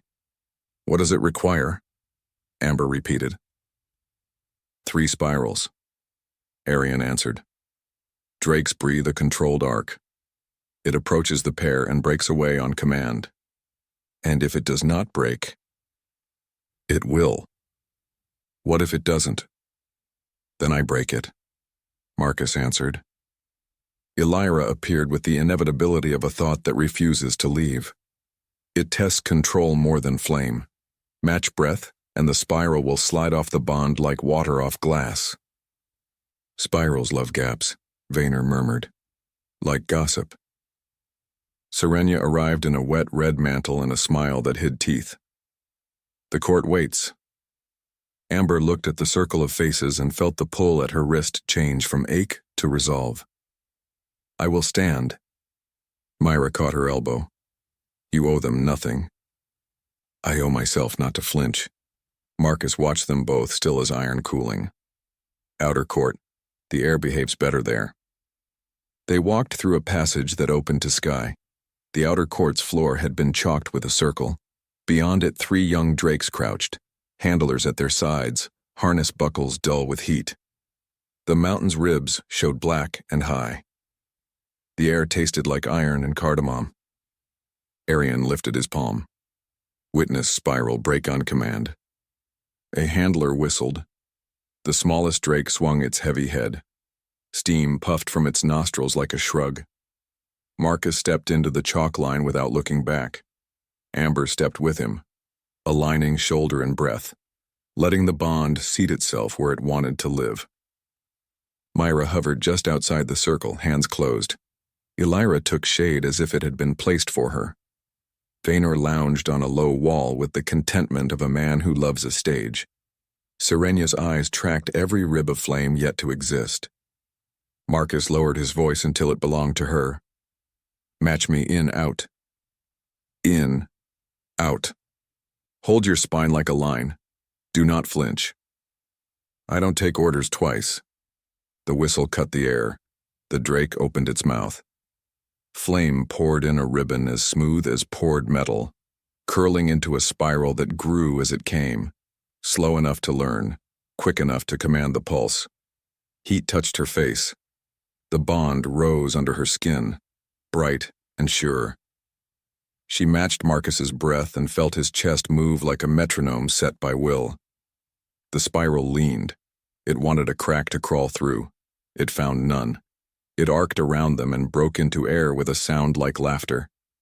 The court let out one breath, the relief disguised as boredom. "Again," Arian called. The second drake lifted its head. Larger, darker. The handler spoke in a tongue that didn't apologize for consonants. Flame unfurled. Brighter. Tighter. It searched and pressed. It touched the brand and slid away, irritated by refusal. The spiral sheared and shredded, heat collapsing into shimmer. A sound moved through the court that had both awe and annoyance in it. Serenya's smile thinned. "Skilled? Promising?" Vaynor answered, delighted. Arian's palm rose. "Third." The largest drake shifted, claws counting stone. Its handler had the look of a man pretending not to remember a mistake. Elira's attention pinned him. Myra leaned forward a nail's width, ready to be a body where she needed to be one. The whistle shrieked. The drake's throat glowed. The first curve came clean, the second too quick, the third too close. The spiral hit the chalk like a dog that loved breaking leashes and leaped. The handler shouted for the break. The flame did not listen. Marcus moved. Heat tore off him like a held storm turning its head. He stepped into the arc and pulled it with his will, a bright yank that left the air altered. The bond screamed across Amber's skin. She felt the scorch at his throat and the ache in his lungs, and she felt it in herself. An echo that hurt without damage, pain shared and skill borrowed. She didn't think. Her palm found his chest over the pale scar and pushed breath into his breath. The bond opened like a door at noon. Heat hit the joining and slid, finding no seam. It climbed over them and broke into nothing. Silence fell in a click. Myra was in the circle before the chalk remembered it could be a boundary. Her hand locked around Amber's forearm. "Burns." "No." Marcus's breath came measured, numbers set by force. His eyes held ember threads that did not belong to humans. He looked down at her hand on him, and then at her mouth. Heat traveled the shortest distance. Vayner's voice tasted of pleasure. "A pattern that learns, my favorite kind." Serenya didn't blink. Control? Useful. Dangerous. Arian's slate scratched. "Handler." The handler went to his knees. "Forgive me. The upper air pulled. I misjudged." Elira stepped to the chalk. Her gaze passed over Drake, handler, Serenya. He misjudged. Once. Marcus's heat lowered a notch. He did not look away from Amber. "You felt it." "I felt everything. Are you afraid?" "Yes." "Good." "Why?" "Because if you weren't, you'd be foolish." "Do not teach me caution while you set rooms on fire. Stand with me while I do." Arian lifted his voice just enough to carry. "Petitions after midday. The court will remember this morning when it chooses its tone." "Let them make the questions sharper," Amber answered. "I'm done being measured by soft string." Myra lifted a cloth that smelled faintly of thyme. "Sit before your stubborn knees decide to lie for the court."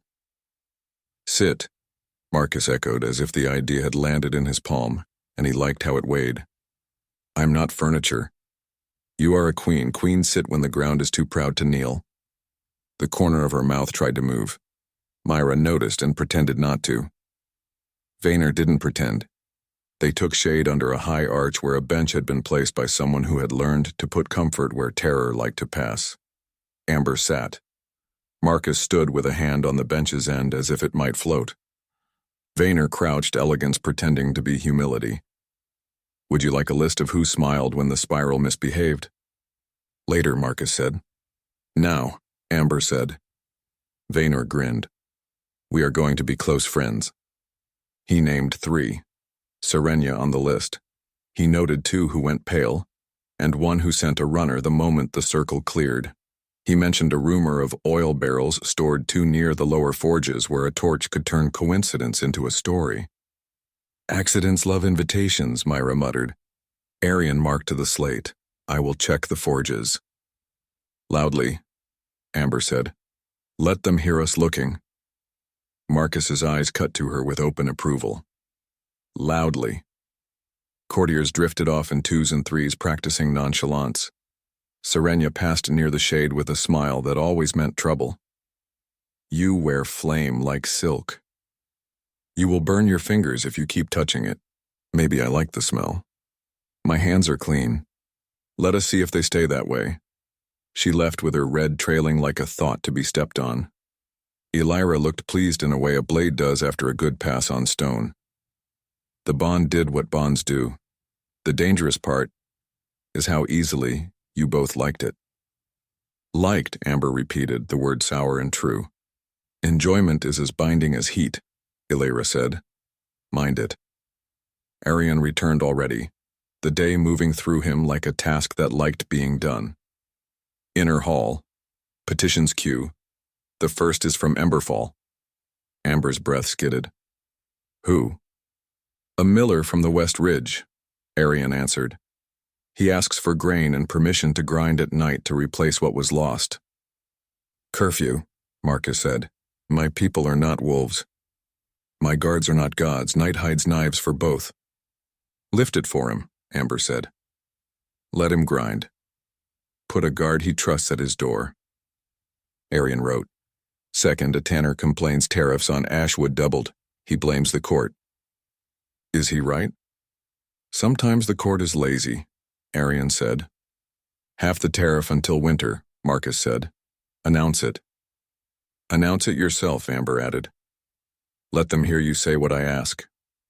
Marcus's gaze sharpened like steel at an edge. Done.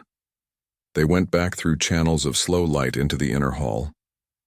People turned with the careful speed of those who do not wish to be caught turning. Petitions began. They were small and human and full of the ways a city insists on living. A woman needed stone to reline a hearth. A boy wanted a stall to sell bread baked with his uncle. A soldier offered to teach Emberfall boys to fight with staffs instead of blades. Sometimes Marcus spoke before Amber could lift her voice. Sometimes he waited and let hers lay the line. The room learned the sound of both edges working the same piece of ground. Vaynor watched as if it were theater that had decided to be honest. Arian kept score with a slate that had a better memory than most men. Myra pressed fruit into Amber's hand at intervals that saved the day. Elira stood where eyes could find her if they needed warning about gods. Between petitions, Arian leaned toward Vaynor. Rumor crawled to the upper stairs already. Which version won? All of them, Arian answered. People like choices. The last petitioner bowed and backed away with the dazzled look of someone who had walked through a fire and kept all the hair on their head. The hall loosened by a notch. Voices rose. Heat softened toward bearable. Marcus stepped off the steps to stand level with Amber. Come. They slipped through a side door to a narrow balcony cut above a drop that taught humility. The river flashed beyond the haze like a strip of mirror. Wind lifted hair and temper and made the mantle breathe. Amber set her hands on the stone rail. They will tell a dozen versions. They will pick the one they need. They will pick the one that scares them. Good. I don't want to be a threat. You are already one. I wanted to be a shield. You are both. She turned to face him. No audience. Only heat, height, and the hum under her skin that knew the shape of him without looking. Your protection suffocates, she said. Your want is a hand on my throat.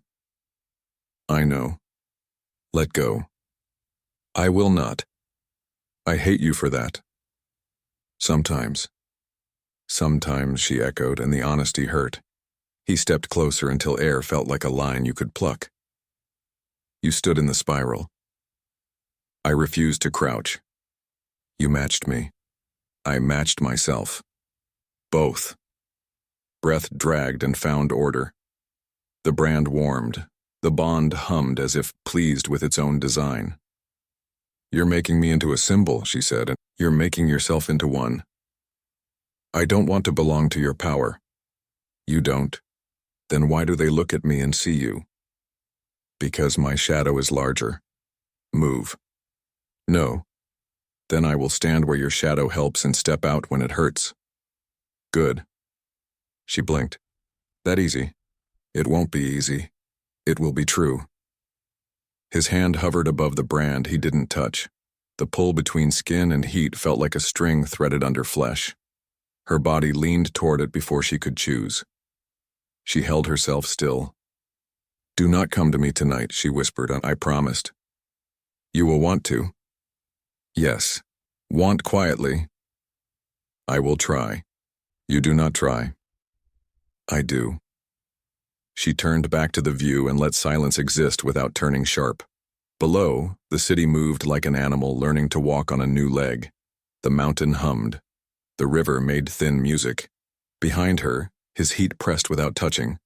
A presence her skin had learned even when it refused to name it. Welcome. Myra appeared in the doorway, only the line of her jaw at first.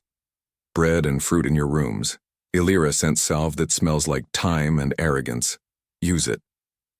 Both of us, Amber asked. Both, Myra said. Inside or out, I don't care. Vayner's voice floated down the corridor, pleased as gossip that turned out to be true. By supper, the spiral will have kissed her hair, and he will have swallowed it whole. By morning, they will say both rode fire into the sky and came back with better manners. Arian's reply followed, dry as slate. By noon, someone will decide it proves they are doomed and blessed, possibly both. Illyra's tone was softer. It proves they have work. Amber looked at Marcus. He looked at her. The heat moved between them like weather that refused to be ignored. I am not safe, she said. No. I am not lost. No. I am not yours, she said, and the bond pulsed with an answer that refused to belong to one person. You are not only mine, he answered. You are yours. You are also mine. She should have stepped back. She didn't. She let the beat pass and settle. Let fear find its place and want find its edge. Let truth sit between them without apology. Tomorrow, she whispered, tomorrow. She walked past him into the shadowed corridor. Myra took her hand. The brand throbbed, a presence under the skin that knew both their names. The city breathed. The mountain held. Behind her, the dragon prince did not move for a long moment, as if learning the weight of what he had chosen to keep and what he would never own. Heat moved through the walls like a slow animal that never slept. Amber woke before the light finished sliding from ember to pale gold in the glassy channels that lined the corridor. The brand on her wrist pulsed once, twice, then matched her heartbeat and another, just behind it. The room breathed with the mountain. Myra sat on the stool with a cup already in hand. Drink. Amber swallowed cool water salted just enough to steady the world. The taste of iron lived under everything in Ash Spire. How many days, really?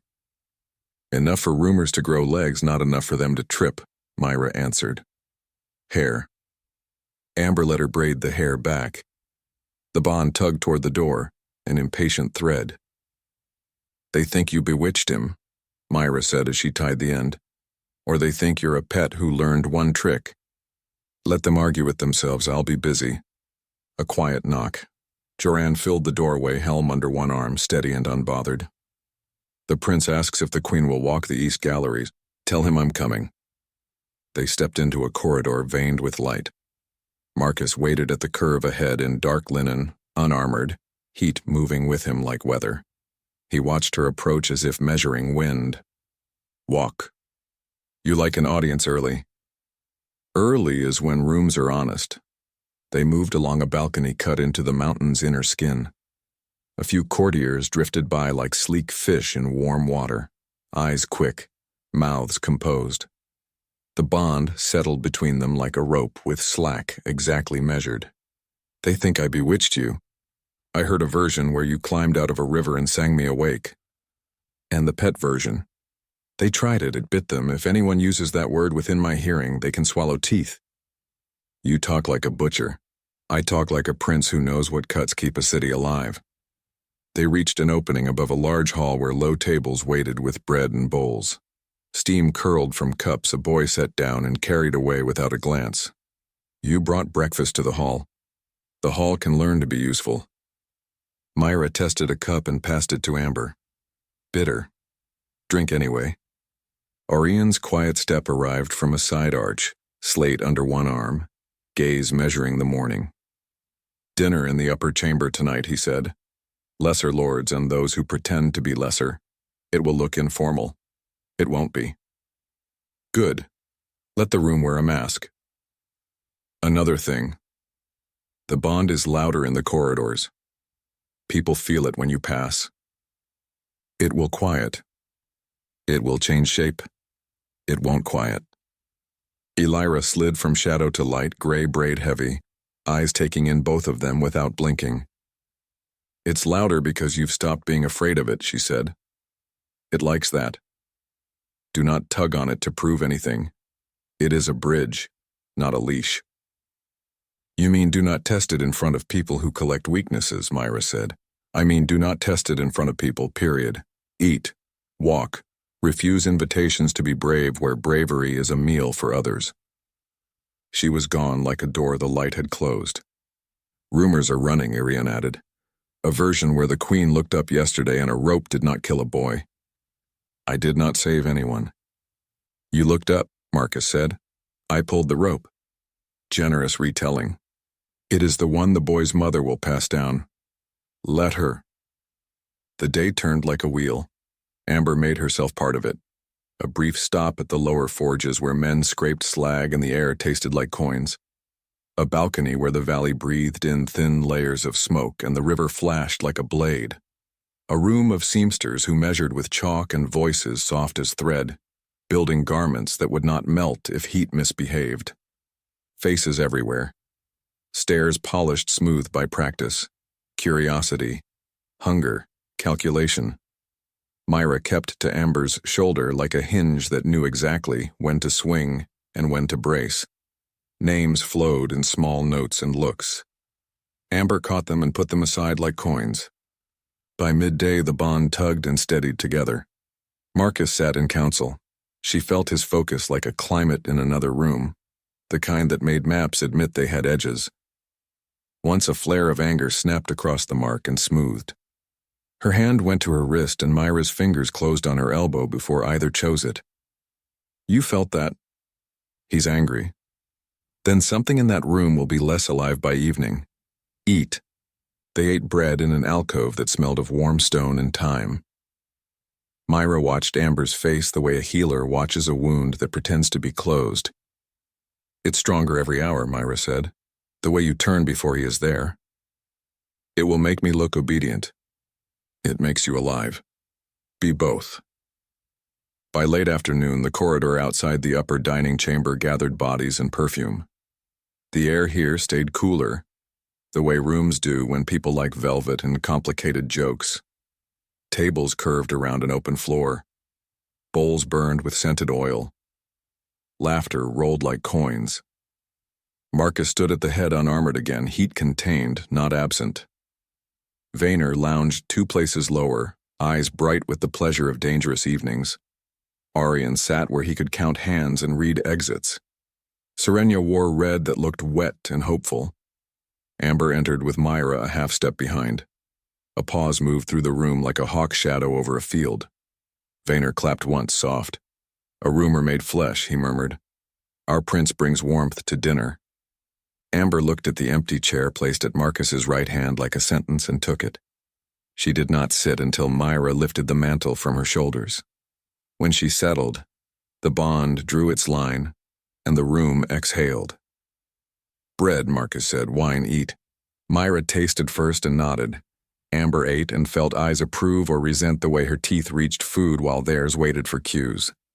So, Vaynor began, smiling at the ceiling as if it talked back. Emberfall. True that your river smells like apples in early fall. It smells like water. Water and ash, names dissolve faster than people think. Names don't dissolve, Amber answered. They get sharper when rooms want to forget them. A ripple moved, not laughter, not displeasure, something like respect for a blade's edge. Vaynor lifted his cup. To sharpness. He kept going, voice friendly, content dangerous. Did the smoke change your dawns? It changed the color of everything. And yet you are here new. Wouldn't the old be more comfortable?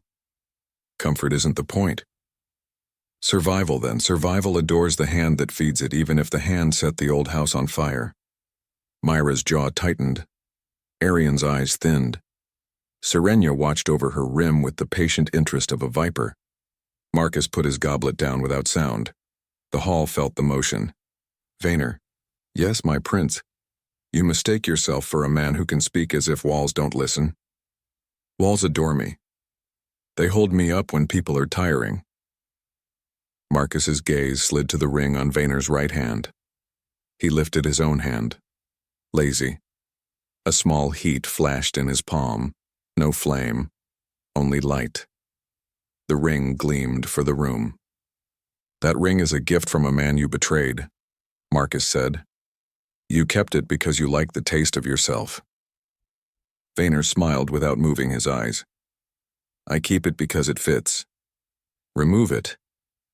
My prince, we are at dinner. Remove it. Vaynor's gaze touched Amber and returned to Marcus. For her, then. A lesson. He lifted the ring to his teeth as if to bite it free and paused, still amused. Perhaps a knife would be more civilized. Marcus spoke a word that wasn't meant for dining rooms. The ring glowed. Vaynor's smile cracked and kept itself up by force. He twisted. Nothing moved. Heat rose, precise, contained, merciless. Skin hissed. The scent of metal and salt slid into the perfumes. Vaynor inhaled through his teeth, jawbones white, then wrenched the ring free, dragging a line of burned flesh with it. He dropped the gold into his wine, and it went quiet. Silence held. Even the oil seemed to think. Marcus refilled Amber's cup as if a servant had bumped her elbow and set it back within reach. Eat. The hall remembered to breathe. Spoons lifted. Vaynor flexed his hand, eyes bright with pain and delight both. He looked at Amber for the first time since his game began. The charm returned, thin as paper. There, he murmured. A lesson. Keep count, my queen. Our prince prefers his possessions unhandled. You mispronounce a word, Amber said. Which one? Possession, you say it like it's simple. Is it not a hand, thing, and owner? Sometimes a hand chooses to be where it is. Sometimes a thing has teeth. He studied his burned fingers as if surprised to find them attached, then smiled at Marcus like a boy who had dared the river and liked the cold. I am delighted to behave until I am not. You will be delighted longer than you expect. Serenia's voice arrived without effort. You should have asked for the ring. Gifts are offered, never ordered. Some of us are done pretending to understand manners. You will need them when this table must hold more than two. Amber met Serenia's gaze until the red mantle looked away first, generous for reasons only she knew. The rest of dinner moved forward on stiff legs. Courtiers chose safer topics, a dance that avoided sharp corners. Arian watched who avoided whose eyes. Notes changed hands under napkins. Myra refilled Amber's plate at intervals with hands that wrote messages into food. Eat. Breathe. Hold. Marcus's fingers brushed the rim of Amber's cup once. The brand warmed, steady as a truth the mouth could not admit. She didn't move her hand. He didn't pretend not to feel it. When the first guests rose, Amber stood. The room shifted, loosening. Marcus leaned closer without leaning at all. Walk with me. Where we can be seen leaving together. That will feed the pet rumor. It will starve the weakness one. They moved into the corridor, light deepening toward honey. Heat pressed against Amber's cheek like the hand of a feverish child. Myra fell in behind, hinged to door. Arian peeled away to lecture a steward with a raised brow. Vaynor stayed at the table, flexing his burned hand, eyes bright with future mischief. You claimed me to punish him, Amber said, not looking. I corrected him. The claim is separate. You keep it ready like a knife. It lives in my throat and in my hands. That is not comfort. It's not meant to be. A narrow window opened on a vertical drop. The river drew a metal line far below. Air hissed like a kettle. They will use tonight, Amber said. The ring. The word. The way you poured wine for me after you burned him. Let them. Stories grow on what they are fed. What will you feed this one? What you gave them. Bread without apology. Your back. A mouth that returns blades. He paused. And the way you did not tremble when I hurt him on purpose. I would have preferred you didn't. So would he. That's a lie. True for his pride, less true for his taste. She leaned into the narrow shade and let the heat climb without pushing it away. The bond lay under her skin, like surf on pilings. Myra stood a pace back, eyes on passing shadows. If you burn the cord every time it tests me, they'll keep testing just to watch. Then I'll be busy. You can't be everywhere. Her voice lowered in spite of itself. And I won't always want you to be. You want me there when it matters. I want me there when it matters, and I want the part of you that listens to hear the part of me that refuses to be used as proof. Marcus turned his head a fraction. A line of light slid along his cheekbone like a blade being judged. I hear you. Do you? I do. The brand warmed. When I claim you, it is for this court. When I stand with you, it is for myself. That's the same. Not to me. She felt the pull then, the one the bond used when it wanted sense to leave. She looked away first and found Myra. The handmaiden's mouth relaxed by a degree. We survived dinner, Myra said. Barely. He burned a man's hand. He burned a habit. Hands heal slower. They walked toward the chambers with the weight of the room still riding their shoulders. At a crossing, a knot of young courtiers arranged themselves to be accidental. A narrow-faced man with new rings and old eyes stepped forward. My prince, my queen, welcome to the place where the air never cools and the news never travels straight. Name, Castle. Your mother owes the steward 12. Pay it before the bell. Of course, I would hate to be in debt. You already are, Myra said without bothering to lift her voice. He tried a bow and tripped over humility. When he straightened, Amber was already walking. The conversation ended without needing a word. In the chamber, heat settled into its steady hum. Myra set a cup and a cloth on the table and checked the bar. I'll sit by the door. If anyone knocks, they will regret having hands. Sleep if you can. Not likely. The bond tugged again, neither polite nor violent, just present. Amber sat on the bed's edge and watched the wall's light drift from honey toward amber, the color iron takes before it glows. You are not a pet, Myra said into the quiet. You are not a spell. You are not a trophy for men to argue over. You are a queen. If he forgets, I'll remind him with a knife. He didn't forget tonight. He remembered too loudly. Silence would have served us better. A knock, low and deliberate. Myra's hand went to the bar. Amber lifted a palm. Let him. Marcus stood in the doorway, heat contained, eyes unguarded the way eyes are when a man has spent too much control and wants to put it somewhere it will not be wasted. To speak. Myra chose a chair by the window and became a wall. You didn't need to burn him. I needed the room to learn. They learned to fear you, not respect me. They learned to respect your presence while I was angry. Tomorrow we teach respect when I'm not there. You think like a campaign. I think like a man who wants fewer knives from behind pillars. Do not call me yours in rooms like that, or I will not. Do not. I will when the room tries to devour you. I will devour it first, let me. He went still enough that the air forgot to move. When he spoke again, the words carried weight.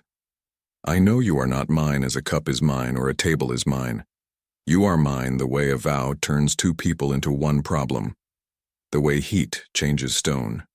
The way a city takes a name and never sets it down. The brand pulsed steady and unafraid. Want lifted its head and did not apologize.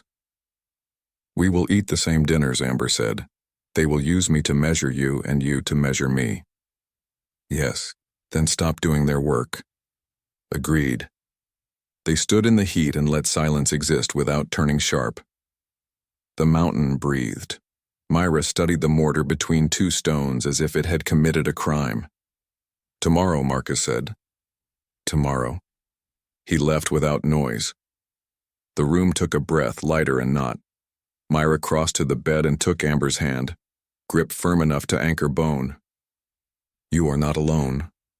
I know. We keep walking. We keep eating. We make them swallow their own heat. We will. Amber lay back and watched the light dull toward iron. The bond hummed, patient, determined to outlast every rumor. Somewhere in the citadel, the dragon prince paced a room and did not break anything. The court waited for new stories to grow legs. Night found a shape. Amber closed her eyes and reached for the part of her that refused to be owned, and found it, steady, beating, matched, and not matched to the rhythm in another chest. Night held to the stone like a slow glow that refused to dim. The light in the wall channels had sunk to ember, steady as a heartbeat. Amber lay on her side with the blanket pulled high and felt the brand throb in a soft cadence that kept matching a second pulse a breath behind hers. Every time she drifted, the tug returned, patient as the sea. Myra sat near the door with a blanket over her knees and a cup between her hands. The little lamp made a small circle of courage on the table. You're awake. I keep trying not to be. Stop trying. Breathe slower. I am breathing. Slower. Amber let a grain of salt dissolve on her tongue. The room steadied by a degree. It did nothing to quiet the pull. The mountain exhaled. Her chest followed. Another chest followed hers. If he comes, Myra murmured, I will not be polite. If he comes, let him speak. He will want to do anything but. He wants to win. Talking lets him pretend. The knock landed quiet and exact. Myra was on her feet with a hand on the bar before the second beat. Amber lifted a palm. Let him. The door opened a hand's width.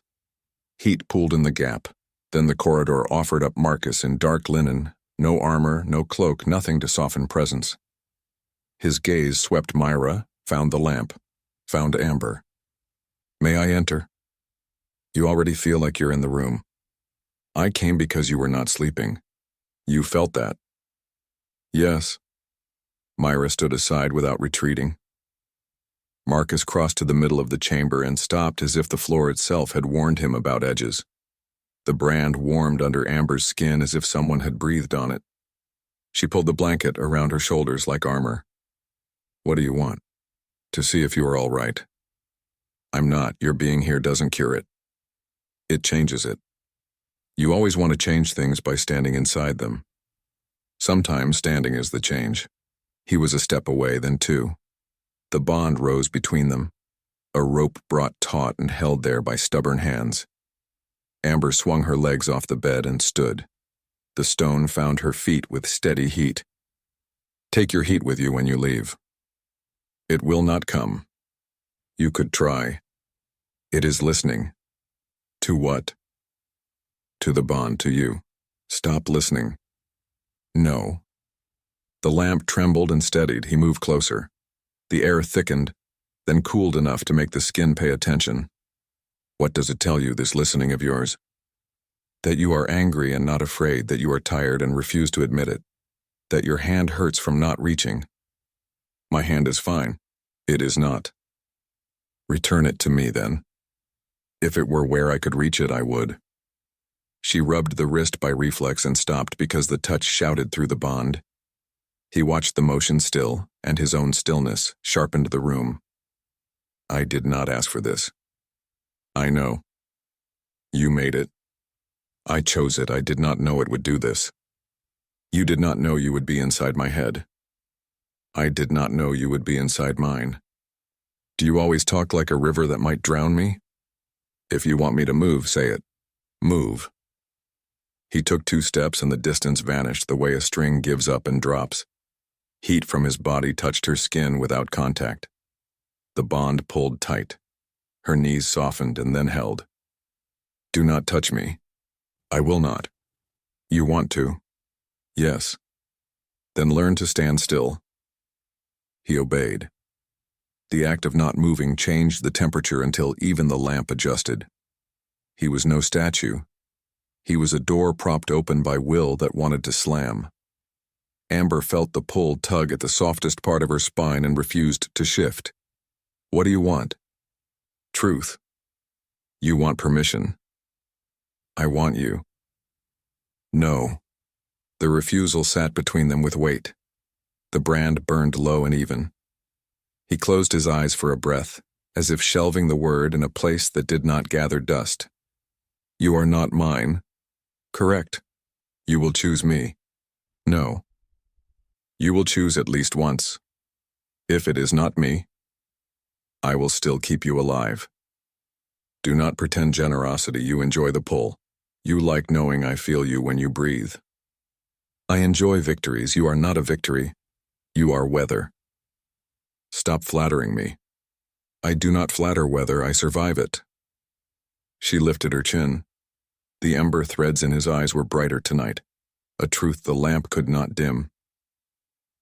If you came to confess the bond unsettles you, you're late. It unsettled me the first night. It frightens me now. Not the heat, the certainty, the way the world tilts until your heartbeat becomes the measure. That is what unsettles me. Sameness. Certainty. Then go. No. Do not make me ask Myra to put you out. She can try.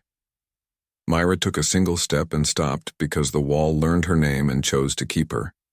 She folded her arms. Marcus did not break eye contact, a man with a rope in his hands who understood knots and patience. You will not touch me. I will not. You will not say my name like a claim. Not in this room. You will not call this wanting a thing I owe you. I will not. Then talk like a man who can listen. I listen to your breath, to how your anger steadies you, to the way you looked at me across a ring of flame and chose to stand, to the sound you refuse to make when the court tries to shrink you. That is collecting, not listening. Then I am guilty of both. What do you do with what you keep? Make sure it is not used against you. You use it. Yes.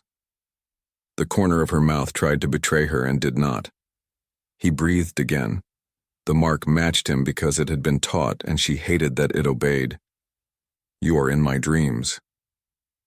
I know. I did not invite you. I did not open the door. You are still inside. I am. Get out. Teach me how. Do not come to the door. I came because you were drowning. I was breathing. You were counting, your mouth was closed. She turned and set both palms on the cool wall. The channels in the stone held light like a river holds sky. The mountain hummed through her bones. You cannot keep doing this. I can. I won't let you. Tell me how to stop. Be quiet. I can be quiet. Be still. That is harder. Be still anyway. He did not move. The air thinned, then learned a new shape. The heat settled without easing, exactly itself.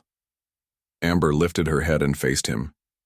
He looked different because she had chosen another angle. Your court will use They already are. How? They time their questions to our breath. I will not be a clock for Vayner. He learned nothing but that I blister him when I tire. He learned you refilled my cup while his ring hissed in wine. I would refill your cup if the table held snow. That is not the point. What is? The point is I refuse to be your proof.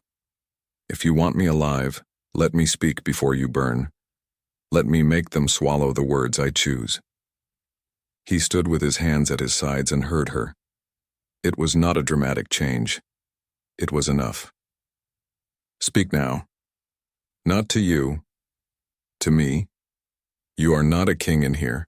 You are a map of heat and a man who thinks he can stand between a storm and a roof. Do not stand between me and what I need to strike. Understood? You do not understand. Then I will learn. He stepped in before the room remembered how to warn him. Heat curled around her throat and did nothing but remind her she had one. He lifted his hand and hovered it over the brand. The pull climbed, a clean ache without bruise. Do not. I am not touching. It does not care. It wants to know if I will. You will not. Not tonight? Gratitude arrived uninvited and tried to stand beside anger. She let both stay. Do you feel this? Yes. What? A door that refuses to slam. A blade that would rather be used than polished. A woman who stays hard to survive and is learning hardness is only one tool. You talk like a priest. I talk like a man who names things so they do not name him first. He lowered his hand. The brand cooled. Her legs remembered their job. If I touched you, you would burn. I already am. You would not be hurt. Do not promise what you cannot keep. I do not keep promises I cannot make. Why did you come truly? Because the bond pulled me out of a room where I was pretending to be calm and I chose not to fight it. Because you wanted to see if I would let you in. Because I wanted to see if you could throw me out. Because you cannot sleep unless I'm close enough to watch. Because I could not stand any more walls without a person in the middle. She let the reason sit. The mountain breathed. Myra shifted. The stool complained. A voice in the corridor laughed and cut off with a single calm word from Arian in another language. Elira will scold you in the morning. She can scold me now. She will. A soft knock touched the doorframe as if the stone had decided to remind them it had ears. Elira slipped in like a change in weather, eyes steady, braid heavy. You are both upright, good. We were arguing. Better than drowning. He will not touch me. He will not tonight. Elira faced Marcus and held him the way a cliff holds the sea. Night pulls. It will pull harder. Do not mistake the bond for consent. I am not a boy. No. You are a dragon trained to stand in rooms where wood burns. Learn restraint as a sport. Win often. Her gaze moved to Amber. Anchor yourself. Water helps. Names help. Use the smallest words you can when you want to hide. That keeps you from getting trapped inside your own language. I am not a child. No. You are a queen who dislikes children's tools and must use them anyway. Myra pressed a cup into Amber's hand. Salt steadied the world another inch. He should leave, Myra murmured. He will, Amber answered. Marcus watched her for a long breath, as if deciding between two different kinds of war. He inclined his head. Tomorrow. Come to the training gallery. I will show you how to wrap the bond so it does not choke when someone pulls it tight. You will not wrap me. You will do it to yourself. I will teach you. Elira will stand there and make sure I do not enjoy it. I enjoy making sure, Elira said, a shadow of a smile and then none. Amber glanced at the mark and imagined a chord she could place. The picture helped more than it should have. Tomorrow. Tomorrow. He reached the door. Myra's hand hovered over the bar and decided it would not pretend to have control. It did not. He paused. Do not call me to you in your sleep. I will not. You will want to. Yes. Want quietly. I will try. You do not try. I do. He left. The corridor took him like water taking heat. The room exhaled and became itself again. Elira stood a moment longer, listening to something no one else could hear. She nodded once. It will get worse before it eases. Do not perform bravery you do not own. That is how people drown in shallow water. The lamp is holding, Myra said. Good, let it teach the night something. Elira moved to the door. Drink. Breathe. Do not give the bond your whole attention. It likes that too much. She was gone before the door finished closing. Myra set a small pot on the table and opened it. The salve smelled of thyme and ash. Hands. Why? Because they shake when you think I am not looking. Amber offered her hands. Myra worked the salve into palms and wrists, firm and careful, the way a capable anger chooses to be gentle. Linen wrapped the brand, not to hide it, only to remind it was a guest. Sleep. I will try. You do not try. You do. I do. They both almost smiled because the rhythm had already become a private joke. Amber lay down. The mountain breathed. The bond hummed, not louder, not softer, only there. She felt him move away through the corridors, each turn a new pressure, each pause a different one. When he finally stopped, the hum settled into a line that matched a line in her own chest and eased. She did not dream of rivers, she dreamed of knots. A cord, her cord, wrapped once around her wrist and twice around her heart, in a pattern she could loosen.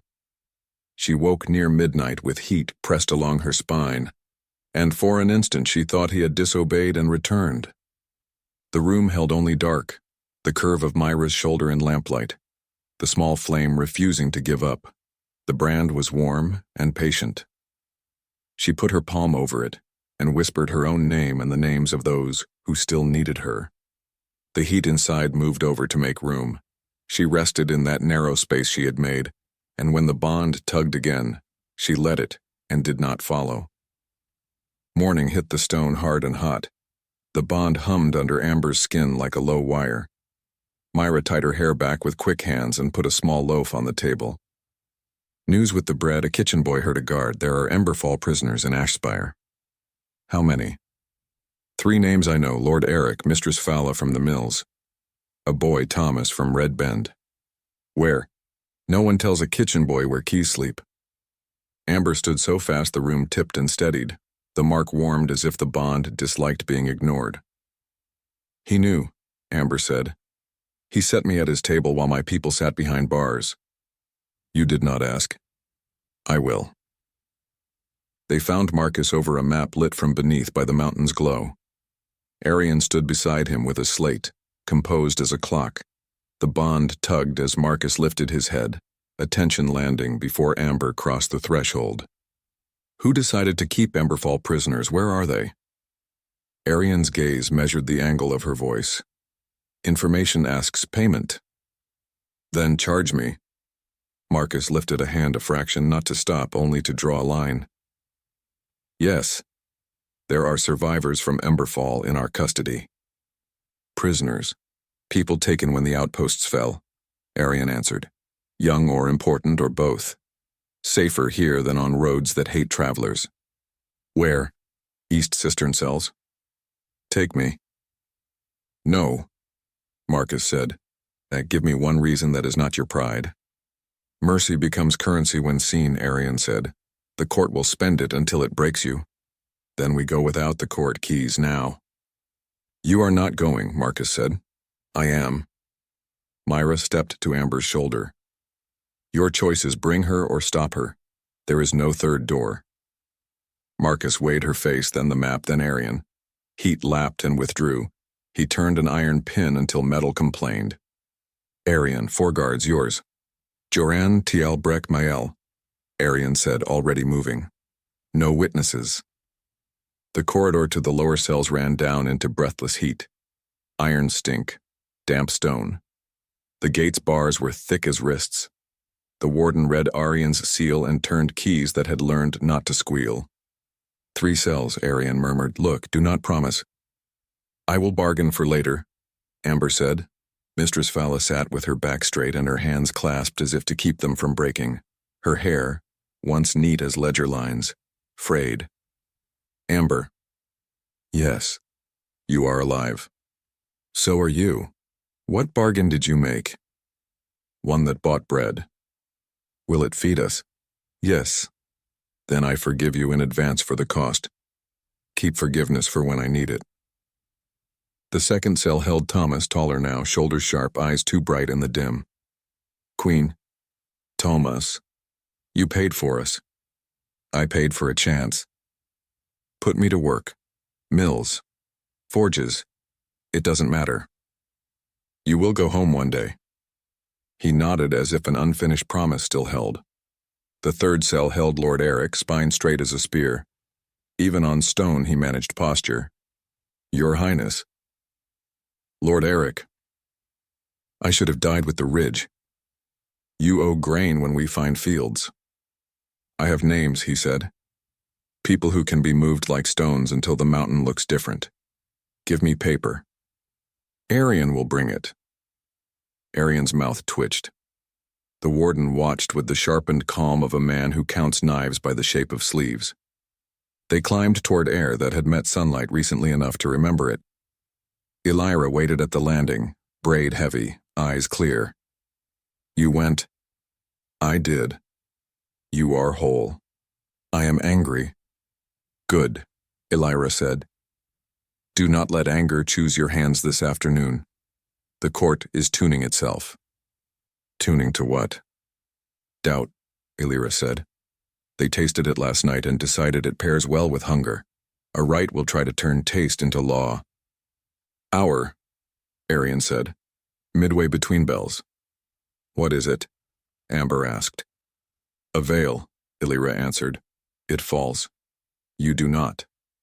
Marcus stood where the corridor widened and light changed. He looked at Amber's face, then at the thin ring on her wrist, then at Arian's slate. The bond surged and steadied. You went. Yes. You came back. With names. Good. Move them to better cells. No. Then blankets, fresh bread, a bucket that doesn't lie. Yes. Arian wrote, expression refusing relief because it had other work. What do you require of me in this rite? Amber asked. To stand beside me. To be owned. To be seen, Marcus said. Owned is the word people choose when they are afraid of what they cannot read. They will say the bond makes you weak. They will ask it to my face. Will you burn anyone's rings again? If necessary. Do not make necessary your hobby. The outer court had been remade without chalk. Iron chains hung high, curtains folded like captured night. Torches burned in brackets, their flames pale against the light in the walls.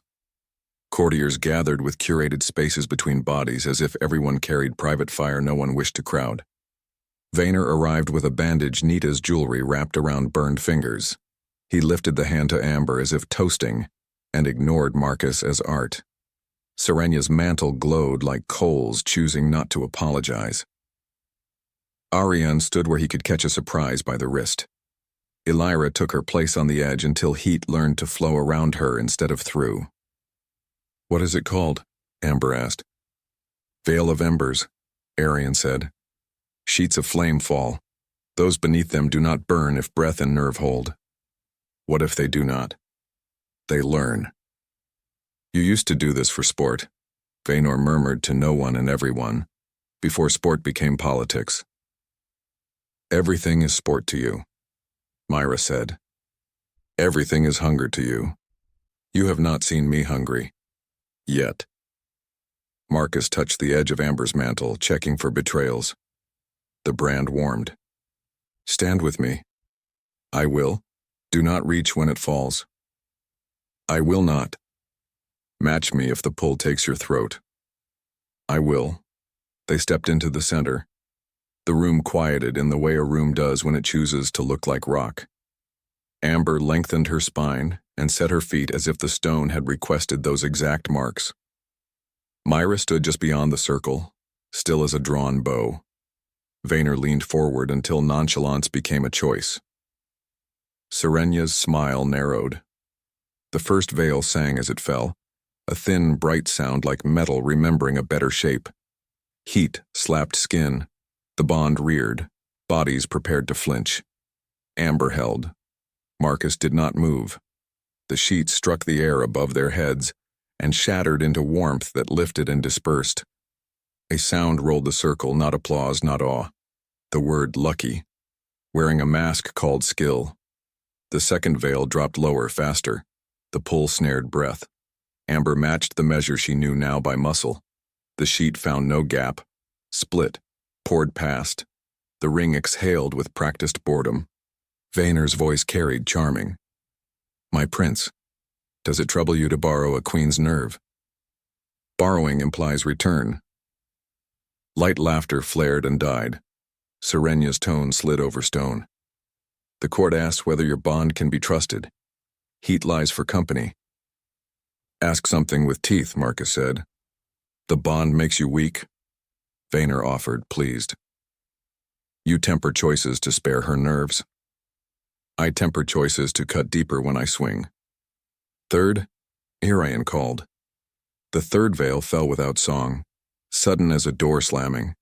The bond yanked hard, a command disguised as rescue. Amber's knees wanted to bend. She locked them. Marcus's heat crowded her shoulder without touch. She matched him, and the sheet split so clean the chain rang once, surprised to find itself part of music. Elira's gaze counted faces that wanted failure and swallowed disappointment. Myra's hands were empty and ready. Arian wrote a line that would become 3 names before sundown. Vaynor clapped once, delighted by persistence of laws he intended to violate. Serenya's smile thinned to a thread. Fourth, Arian said. There were 3, Myra snapped. There are 4 today. The fourth veil began high, rippled midfall, twisted. For a heartbeat, its angle turned toward the ring of courtiers, toward Myra, toward anyone not the prince. Amber saw it the way the body sees knives in crowds. Break, Marcus said, a command the fire remembered from older rooms. The sheet righted and crashed toward them instead. The bond lunged, greedy, a tide-wanting flood. Amber wanted him, wanted his heat, wanted a hand on her throat that only reminded her she had one, and she hated every true part of it. She did not move. She matched his breath. The veil hit, split, vanished in charmed ash. Vaynor's laugh escaped him. Ah. Serenya's eyes cut to the chains. Who touched them?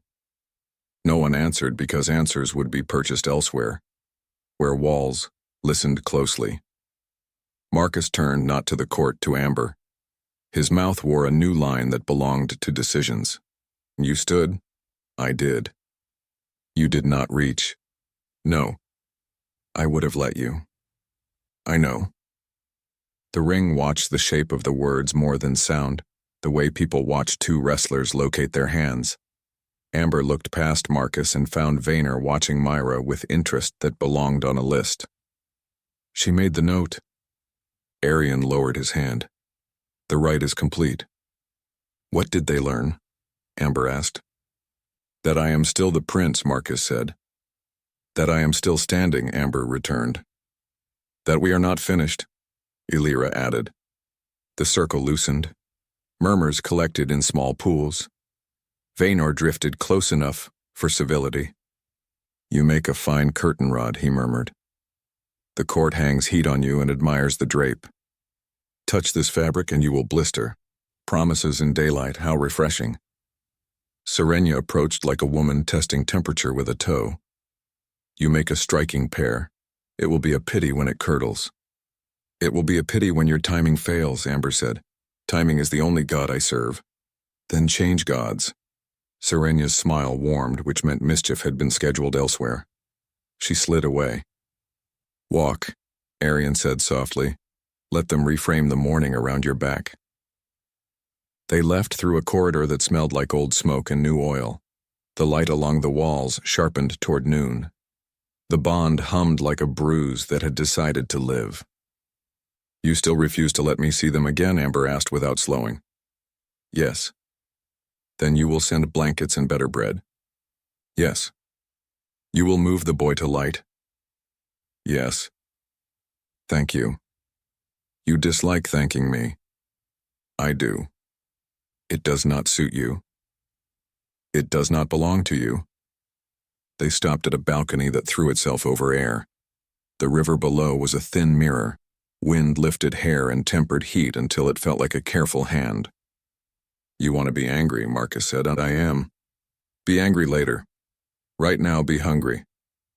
For what? Petitions, whispers, a note that claims chains hesitate by accident. You know who wrote it? I know who will carry it. I will pretend surprise. Do not pretend badly. I do not do things badly. You do. What? You enjoy me too much. Yes. He turned. His gaze was unguarded the way a man looks at cold water after heat. The bond answered with bright, traitorous pleasure that pressed under her ribs. Do not come to my chambers tonight. I did not plan to. You did. I did. Do not. I will not. You will want to. Yes. Want quietly. I will try. You do not try. I do. Myra made a small noise that might have been a warning or a laugh.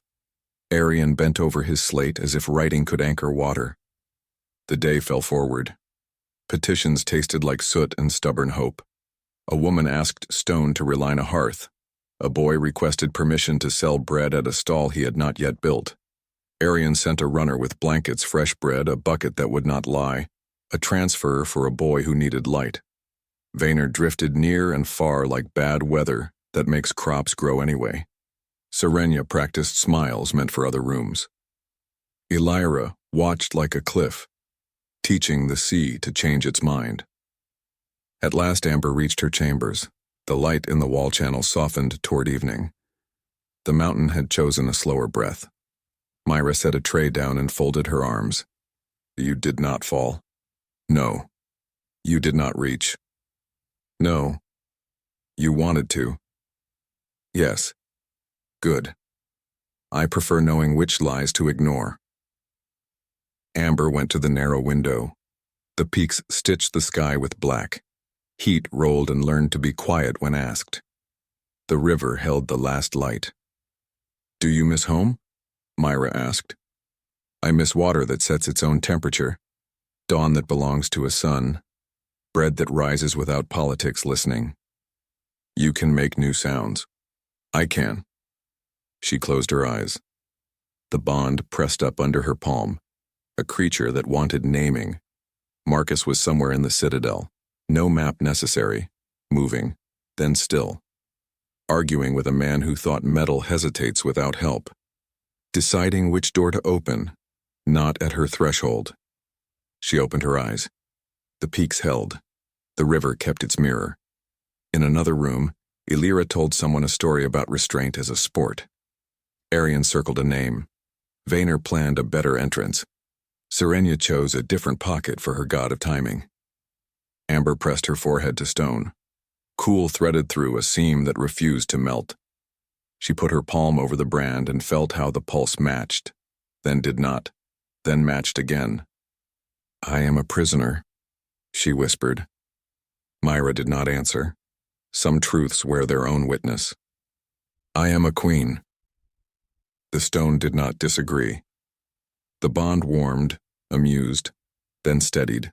Not leash, not gift, only a tide that rises when moons insist. She watched the peaks sharpen and blur as the last light slid off their edges like water off a blade. The corridor shifted like a body that had remembered to breathe. A step she knew paused and passed. She did not turn. Her greatest danger was not the court that sharpened teeth by watching her stand. It was the man whose heat had found a home beneath her skin and refused to leave. Heat pressed through the stone as if the mountain wanted to listen in. The morning hum ran under Amber's skin, a steady throb at the brand that wouldn't be quiet. Voices carried farther along the galleries. Laughter traveled like hidden blades. Myra fastened the last tie of Amber's mantle and studied the hall beyond the door with a look that knew the difference between ceremony and trap. Today tastes wrong. What flavor? Sweet on top, sour underneath, like fruit left out for flies. They walked the east gallery with a measured pace. Courtiers drifted in clusters, faces smooth, ears open. A red mantle slipped through a far arch and did not look their way, which meant Serenia had already seen everything she needed. Two young lords leaned over the parapet, pretending to admire the carved channels that bled light into the walls. She turns him soft, one murmured. Soft can bend metal if the heat holds. The bond makes him slow. The bond makes her a target. Amber kept moving, the words folding into a place inside her that liked its edges sharp. The pull of the bond dragged toward the training gallery where iron rang in clean rhythm. She refused it, and turned down a narrower stair cut too steep for comfort, lined with slits that pretended to be windows. Voices rose from the corridor below, fast and meant for secrecy. Stone told on them anyway. Tonight at the Vale she will stand alone before it falls. The prince sticks to her shoulder, he always does. Not if the curtain hesitates, not if the chains catch, he will move, she will be open. The oil is ready, the pin will turn. The seeress will feel it. The seeress will be busy reading smoke. What if she doesn't burn? Then he will. Silence that wanted to be laughter. Footsteps. 2 figures in gray climbed past with a coil of rope and a stoppered jug. The bond rose like a hand to the throat. Myra's breath brushed Amber's ear. Names. Castle, Amber whispered. The other smells of the lower forges. Joran will know his face. Vaynor stands behind them. Of course. They climbed into air that felt less stale. Elira stood at the turning as if the heat had lifted her there. You listened? I did. You were meant to. Tell me the right's timing, tell me where they will place me. Center of the floor. Far from the chains, close enough for a drip if a hand misbehaves. Midday, when heat pretends to be polite. Myra and I need the ceiling drawn. You will have it, Elira said. And a bucket in the wrong place, which will make it the right place later. Tell me the part you are not saying. The bond will be hungry tonight, it eats what the court offers it. Fear, heat, something else. Say desire and I will throw you into the river. I would float, Elira answered. Learn to tell the difference between drowning and swimming. The pull became a rope and dragged Amber toward the ring of steel. Marcus moved in a circle against Joran and Breck, blade to blade, breath like a metronome set by will. Sweat burned along his throat. Heat ran with him as if it had always belonged to his stride. He saw her in the arch. Joran disengaged in a single respectful step. Breck sheathed his sword because the hour had turned. Walk. Later. We speak first. Marcus set his sword aside and dragged a cloth over his face. He left his throat bare so the room would remember a scar that had never been painted on. My people plan to kill me during your favorite theater, Amber said. Your people plan to help. Marcus looked once at Joran. The guard's face did not change. Arion arrived like an answer forming. Who? Marcus asked. Castle. A lower forge rat. Oil for the chains. A pin turned at the wrong moment. The hesitation pulls you. I am left under a drip. Midday, Arion said to his slate spectacle. He will stage it where the light flatters him. You knew, Amber said. I suspected, Arion answered. Assumptions are the only honest courtiers. Bring Castle, Marcus told Joran, alive. Mostly, Breck added under breath and followed. Myra crossed to a chalked chart pinned to the wall and began counting chain links with her eyes. Elira came with vellum and charcoal, already drawing the ceiling. 2 pins tight, Elira said. 1 loose enough to obey a wrong hand. A bucket on the west pillar. No one will look there. Amber stepped close to Marcus until the space between them felt like a dare. You planned a rite you knew was dangerous. I planned a rite to teach the court what heat obeys. You intended me as a lesson. You are the lesson even when I intend nothing. You withheld the threat. I set guards on the chain. You put a target on my spine. He took a breath and she felt it. He stepped in a fraction more and the room pretended not to look. You will not be harmed. You cannot promise that. I can keep it. You could not keep my city. He took the hit and held it. A muscle moved in his jaw and stopped. You have names, he said. You have the timing. You have the map. I have Myra. You have me. No. You keep yourself. You place me where a story lands and get angry when I refuse your script. I get angry when they see you shake. I didn't. You almost did. I stood when you burned a man at dinner. You stood because you do not bend. I stood because pity is a second fire. Do not stand at center, he said, quiet. Half a step behind my left shoulder. If the chain hesitates, I move. You do not. If I choose to move, it will be my choice. If you choose to burn, I will take it. You cannot take what belongs to me. Fire belongs to no one. Exactly. Arian tapped his slate. There is another flavor of trouble. A phrase in the halls. Crown of coals.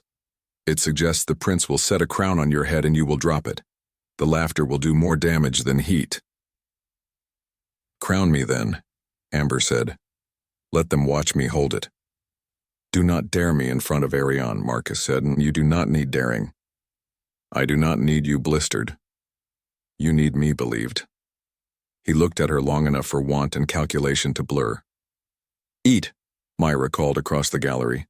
If you plan to be brave, do it with bread inside you. Amber took the slice because refusing would make the day smaller. Salt steadied her tongue. The brand cooled a degree and remembered its job. Joran returned with castle between guards, wrists bound, charm scraping against fear. My prince, my queen, I was bringing a warning. Deliver it here. The chains stick when the air is damp. The air is not damp. It could be. Name your friend. I would hate to ruin a friendship. Lift his hand, Myra said. Breck lifted Castle's right hand. The raw ring of skin where a band had been removed was still angry. Whose ring? A cousin's. Whose cousin? The pause cost him. Joran's thumb pressed where healing had begun. Castle's breath left him like pride forced to kneel. Serenya's cousin. Serenya stepped through the arch as if summoned by rumor. Her mouth softened at the edges and never reached kindness. Cousins are a tedious currency, she said. Spend them and you wake with strangers at your table. Your cousin sells oil to men with dull eyes, Arian said. My cousin sells whatever keeps him comfortable, Serenya replied. You are welcome. Leave, Marcus said to Castle. With Joran. Leave your old ideas on the floor. Castle tried a smile and learned it had run out. Joran moved him away with a grip that taut. Serenya looked at Amber as if checking a stitch. You make the room interesting. It used to be only a furnace. Stages burn too. Do not let them make you one. She left because advice has more value when given on the way somewhere else. Arian spoke to a runner in a tone that pretended to be polite and was actually a blade. Elira marked 2 more points on the vellum and handed it to Myra. Myra studied the ceiling she could not see and learned where a hand might reach. Marcus's heat drew closer, a tide still deciding how far to climb. You think I am weak because of you? He said softly. I think you like letting them say it because it keeps me where you can watch. I can watch without reason. That is the problem. Stand behind my left. I will stand where I choose. The court will use that. So will I. He reached toward the brand without touching. The pull rose like a bruise remembering itself. Do not. I am not touching. It does not care. It wants to know if I will. You will not. Not here. Not ever without my word. I hear you. Arian returned with a folded strip and a look that promised the day would not end easily. Vaynor is planting the phrase everywhere a servant will repeat it. Crown of coals. He will stand where the light flatters him and hope you flinch. Then let him watch me hold it, Amber said. Do not compete with his taste for theater, Marcus warned. I am not competing, I am breathing. They left the gallery with quiet steps. The corridors thickened with bodies as the hour moved. Courtiers wore their favorite faces. Words tested the air like embers to see what would catch. Vaynor lounged at the head of the grand stair with a neat bandage and the smile of a man who enjoys good lighting. Your Highness, Your Majesty, the court has found a song. Crown of Coals. It sounds like poetry if you do not listen. Then do not listen, Amber said. I prefer my own verses. This one has a good beat. A crown that eats the head that wears it. Try it on, Myra muttered. Tempting, Vaynor said, but other people's heads teach more. Marcus's gaze flicked to the bandage. Vaynor lifted the wrapped hand like a toast. I learned something at dinner, Vaynor said. Pain behaves if you teach it manners. You learned to remove jewelry that is not yours, Marcus answered. I learned your temper has better aim than patience. Walk, Arian murmured, and Vaynor stepped aside with an elegant half-bow, because timing had drawn him a better line to stand on later. The upper gallery opened on the outer court remade again. Chains drooped like lines on a map. Heat shimmered where the air collected it. People trickled into a wide ring with careful space between them, each guarding a private flame.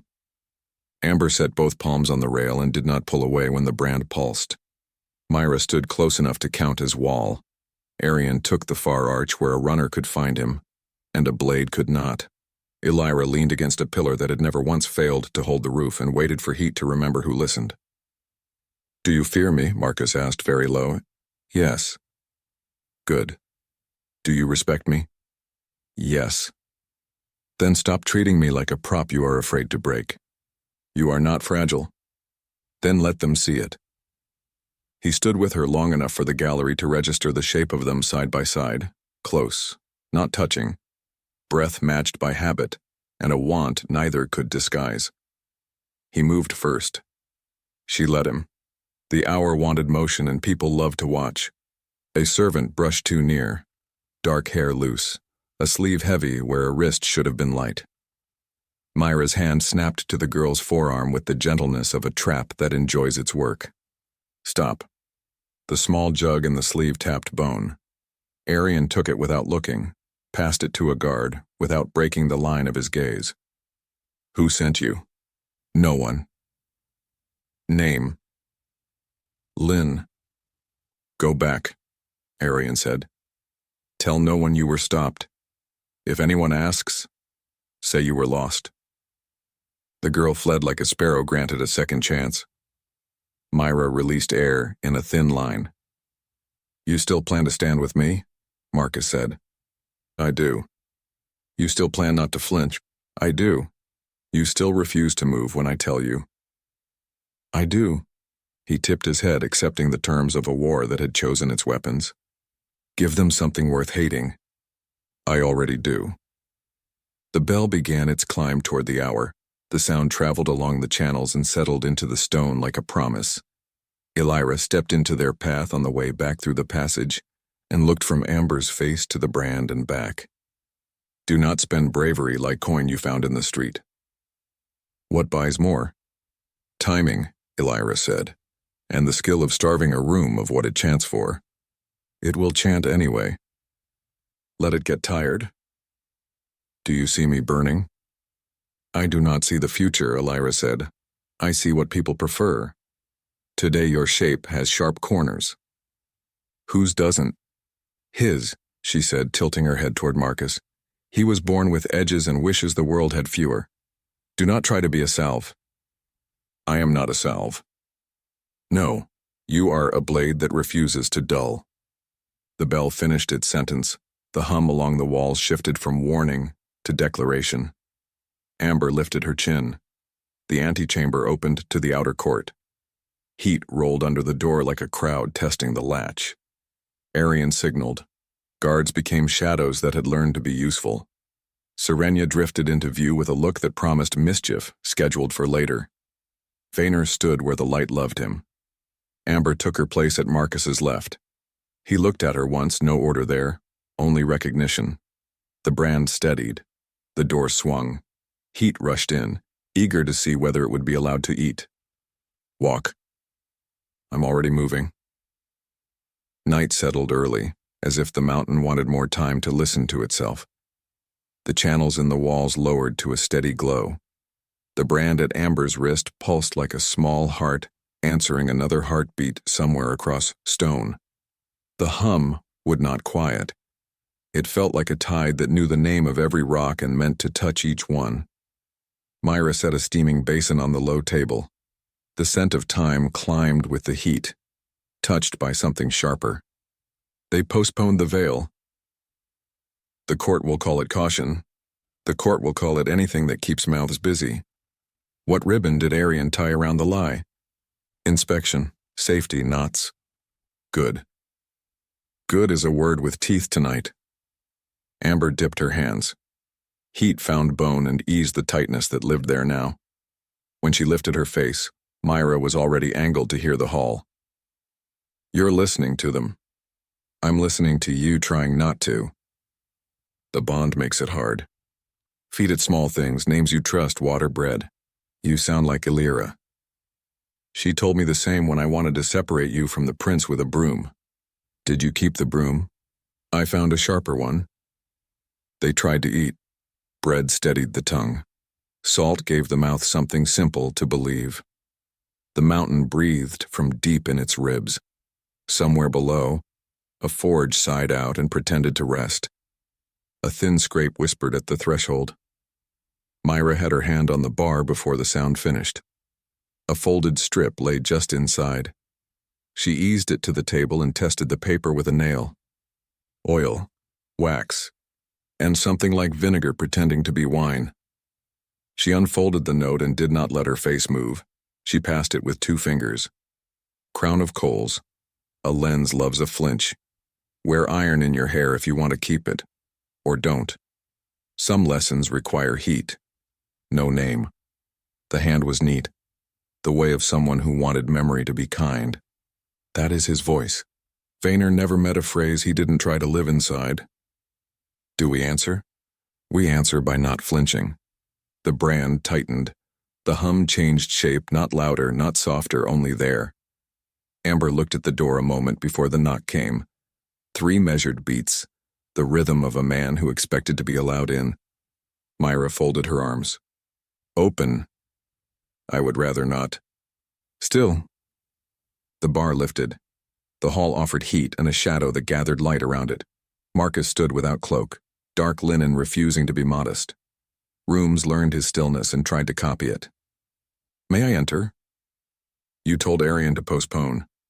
I told Arian to lie beautifully. Come in. He stepped inside and the bond took its chance, tugging tight, then loosening in small indulgent waves, pleased with itself. He did not reach for her. Restraint changed the air. It always did. You wanted a night without a crowd. I wanted a night without a staged accident. What did you do with Castle? He is learning to count things that are not coins. Alive. Bored. Bored men talk. He will. Yes. His gaze moved over basin, bread, lamp, Myra's stance. He stayed where he was. She felt him anyway. Are you all right? I am angry. Not afraid. Both. Good. She swallowed the argument that rose. The brand beat hard enough to itch. She set her hand flat on the table to keep from rubbing the mark. You like the phrase he planted? Crown of coals is clumsy and useful. Even people who hate poetry enjoy a chorus. If you try to set a crown on me tomorrow, I will make sure it hurts your hands. If I do it, I will use both. You enjoy this, or I enjoy seeing who moves when a room demands it. You enjoy watching me stand? Yes. It makes you slow. It makes me choose. He came 1 step closer. The brand lifted like breath. Myra leaned her spine into the door and did not blink. Amber kept his eyes with hers until he stopped pretending to look anywhere else. What do you want? Truth. You keep asking for that word. You keep refusing to spend it cheaply. Ask better. I feel you in my bones when you try to be still. I know. I hear your thoughts when you try to dress them in simple words. They do not fit. They fit me. Stop listening. No. Then say the thing. I cannot make the bond quiet. That makes 2 of us. It pulls me out of rooms where patience is purchased. You were not built for patience, Ko. I can pretend the bond hates pretending. And you came because I was tired of walls and found I could still stand inside you. Heat moved through her like a named thing. The lamp breathed once and steadied. Myra did not shift. The mountain listened. I do not belong to you. You belong to yourself. You are bound to me. You will not touch me without my word. I will not. You will not speak my name like a claim. Not in this room. You will not call this wanting a debt. I will not. What do you call it? Fire that learned a new language. He closed the distance by another breath and stopped. Distance had become a living creature in this room. The brand warmed to a steady coal. Her pulse found the count he offered and stole it. Say something honest. I am not mastering this. I thought dragons preferred control. I prefer results. What happens when you do not get them? I choose you. No. Yes. You cannot choose me without me. I can choose to stand where you are. Stand then. He held his place. The restraint did worse damage than touch. Her body leaned. She locked her knees because falling had never been a skill she wanted to practice. I will never be your proof in that court. I know. You forget. I forget because I like watching them learn new manners. Teach them with your own hand. I am here. Not for them. For you. Say it again. For you. The room changed. The lamp grew nearer without moving. Myra's jaw loosened a fraction, as if a part of her that had been braced all day allowed one muscle to rest. You are not allowed to touch me. I will not. You are allowed to ask. May I touch your hand? No. Your face? Oh, no. Your hair? No. He breathed. The bond answered with a pulse that belonged to no discipline. May I touch the air near you? Yes. His palm lifted until it hovered above her shoulder, absurd and reverent. Heat poured off it like a promise he refused to cash. Her skin tingled, as if a field of small eyes had opened and were waiting for a name. Closer. He obeyed by a fraction. The brand warmed. Sensation climbed along her collarbone and rested under her throat. The ache was clean and indecent at once. You feel this. I feel everything. What? A door that won't slam. Winter thawing itself on purpose. A woman who stays sharp and is learning that softness isn't surrender. Stop naming me. If I don't, the court will. His hand hovered. The air gained weight and lost it in the same breath. She drew heat and iron into her lungs and let them sit there. Lower. He moved until his palm hung above the brand, the gap thinner than flameskin. The pull surged and steadied. Do not. I am not touching. It does not care. It wants to be given. It will not be taken. He held still. The lamplight learned discipline. Outside, the corridor murmured like a stream practicing secrets. Inside, the bond spread through her limbs like a private sun. Marcus. I am here. Look at me. I am. Not with heat.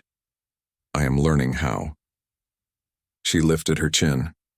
Their mouths were close enough to make the air between them a fragile thing. She did not move. He did. Closer. He closed the distance with the caution of a first strike measured by long restraint. No lunge, no theft, a pressure that gathered with the inevitability of tide. Heat rose along her skin like a hearth in winter. The brand brightened once under her palm, then settled as if it had found the place it preferred to live. He touched her nowhere else. She gave no permission. The lack of hands made everything sharper. When breath forced them to part, it did not force them far. Again. He answered with softness dangerous as fire on velvet.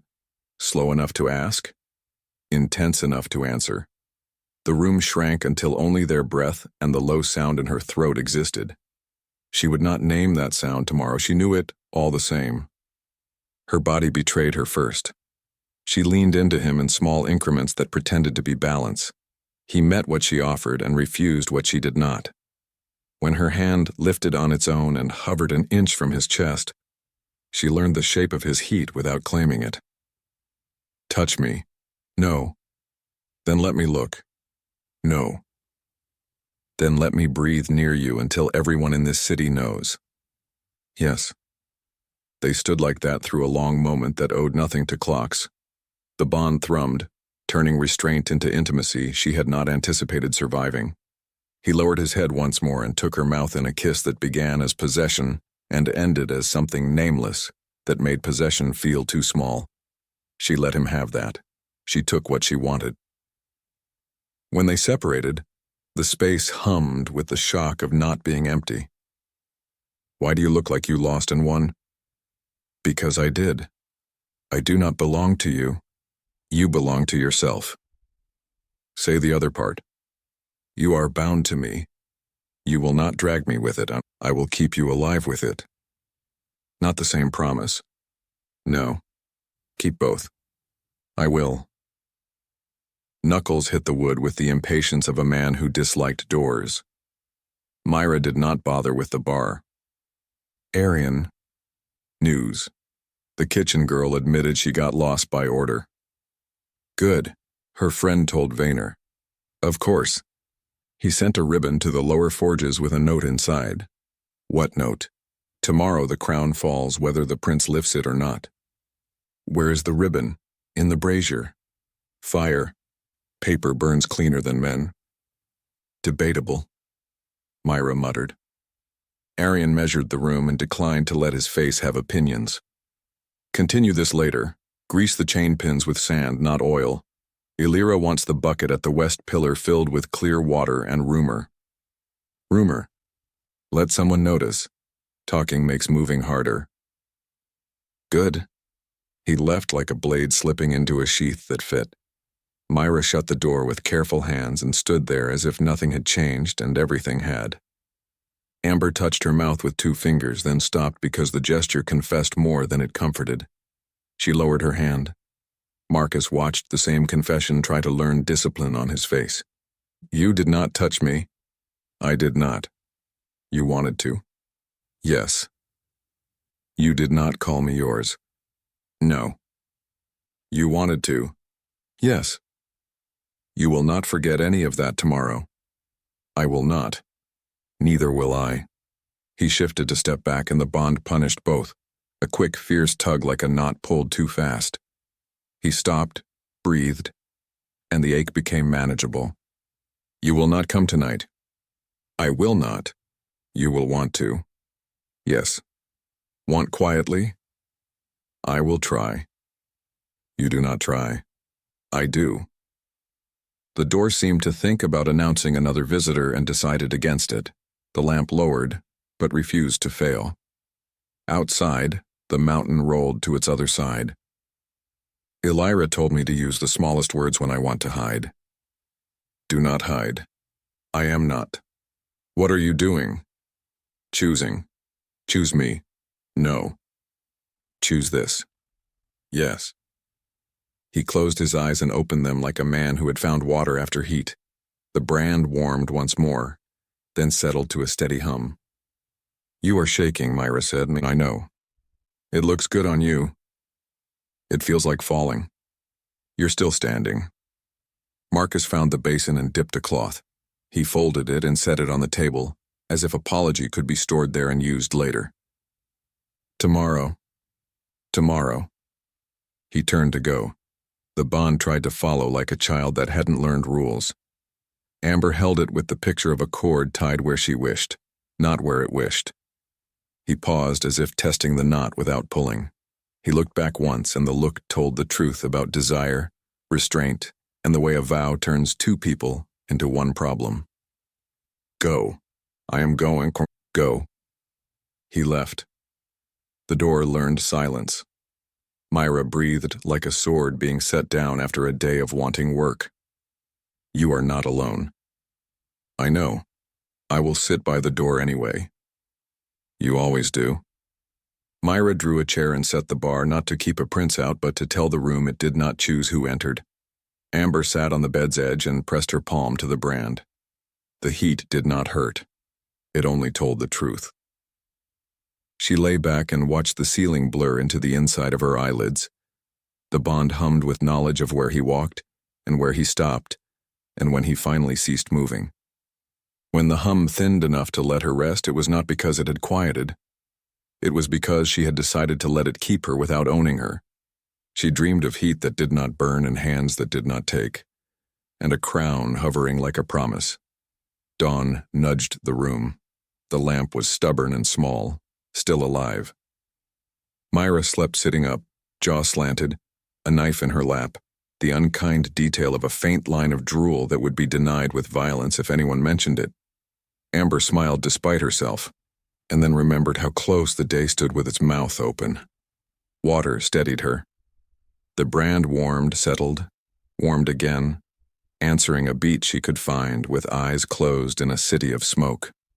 She wrapped her wrist in linen not to hide it, but to remind it was a guest. The knock was light, courteous, exact. "Elira." "Breath and bread," Elira said, stepping in because permissions had become another word for timing. "You will need both." "Do you plan to scold me?" "I plan to warn you." "Of what?" "Joy. It is not safe to wear in public." "I am not planning on it." "You are planning to survive." Joy wraps itself in that plan without asking. "Is that what this is?" "I call it a truth you will only accept after you need it." She set a small vial on the table. The liquid clung to glass like trained water. "For after. If you burn, this teaches pain to be lazy." "I do not intend to burn." "I did not ask your intention." "What then?" "It matters less than you think," Elira said gently. "The day wants what it wants. Want what you can live with tomorrow. Tomorrow is not promised to me. It is promised to no one. That is why vows are interesting." Amber touched the vial and left it where it waited. She ate because Myra opened one eye and made a face.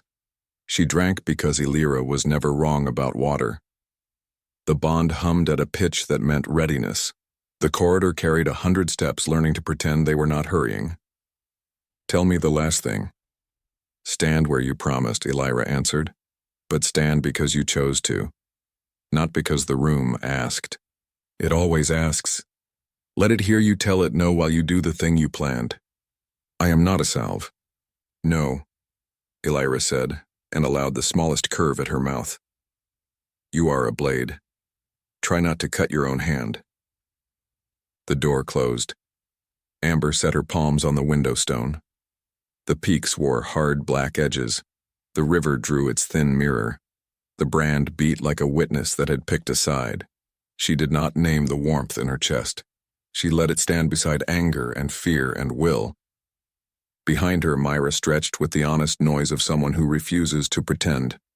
Amber laughed once, quiet. The morning kept it. The day waited with its knives and its songs. The bond pressed forward like a tide a person could surf or drown in. "Ready. I am. Do not flinch. I will not. Do not reach. I will not. If you fall, I will catch you. I know. And if you do not, then you will learn to stand beside me." The outer court breathed heat like a living thing. Chains hung in long lines, iron glinting where the wall light pooled.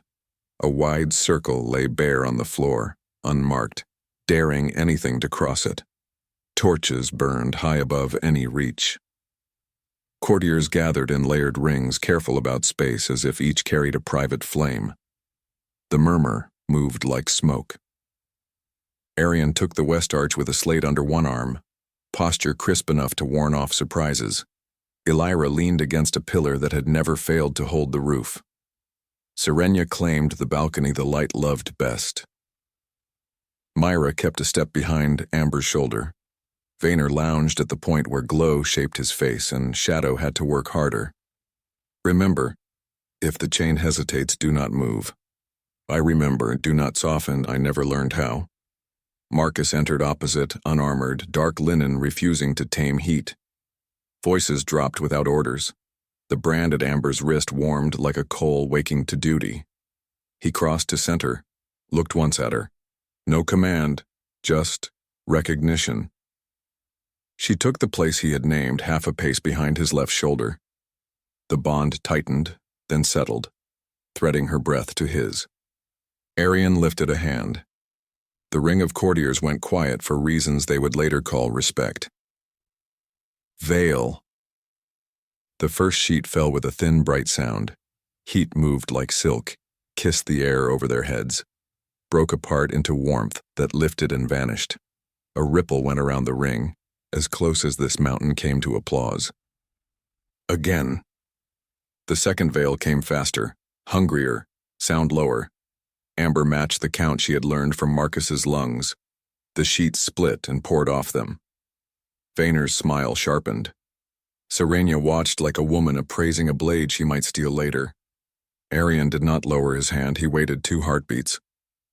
Third. The veil fell without song. Sudden as a door slamming. The bond yanked hard. Amber's knees wanted to bend. She locked them and met Marcus's breath. Heat struck a shape in the air she could not see and shattered into harmless radiance. A sound collected at the edges, not love, not fear. A new rule testing its weight. Arian's palm turned. A guard came forward with a low stand. On it lay an iron circlet on folded leather, black as a night that had decided never to end. Heat shimmered over it. Amber felt it from 3 paces. Myra's finger brushed her elbow and fell away. Elira's gaze shifted a single degree. Vayner's voice drifted across the circle. Crown of coals. Let us see if it burns more than it flatters. Marcus did not look at Vayner. He did not look at the crown. He looked at Amber. Will you stand? I am standing. Will you hold? If I choose. Choose. She stepped forward until they were level. The bond cinched like a satisfied knot. The guard lowered the stand.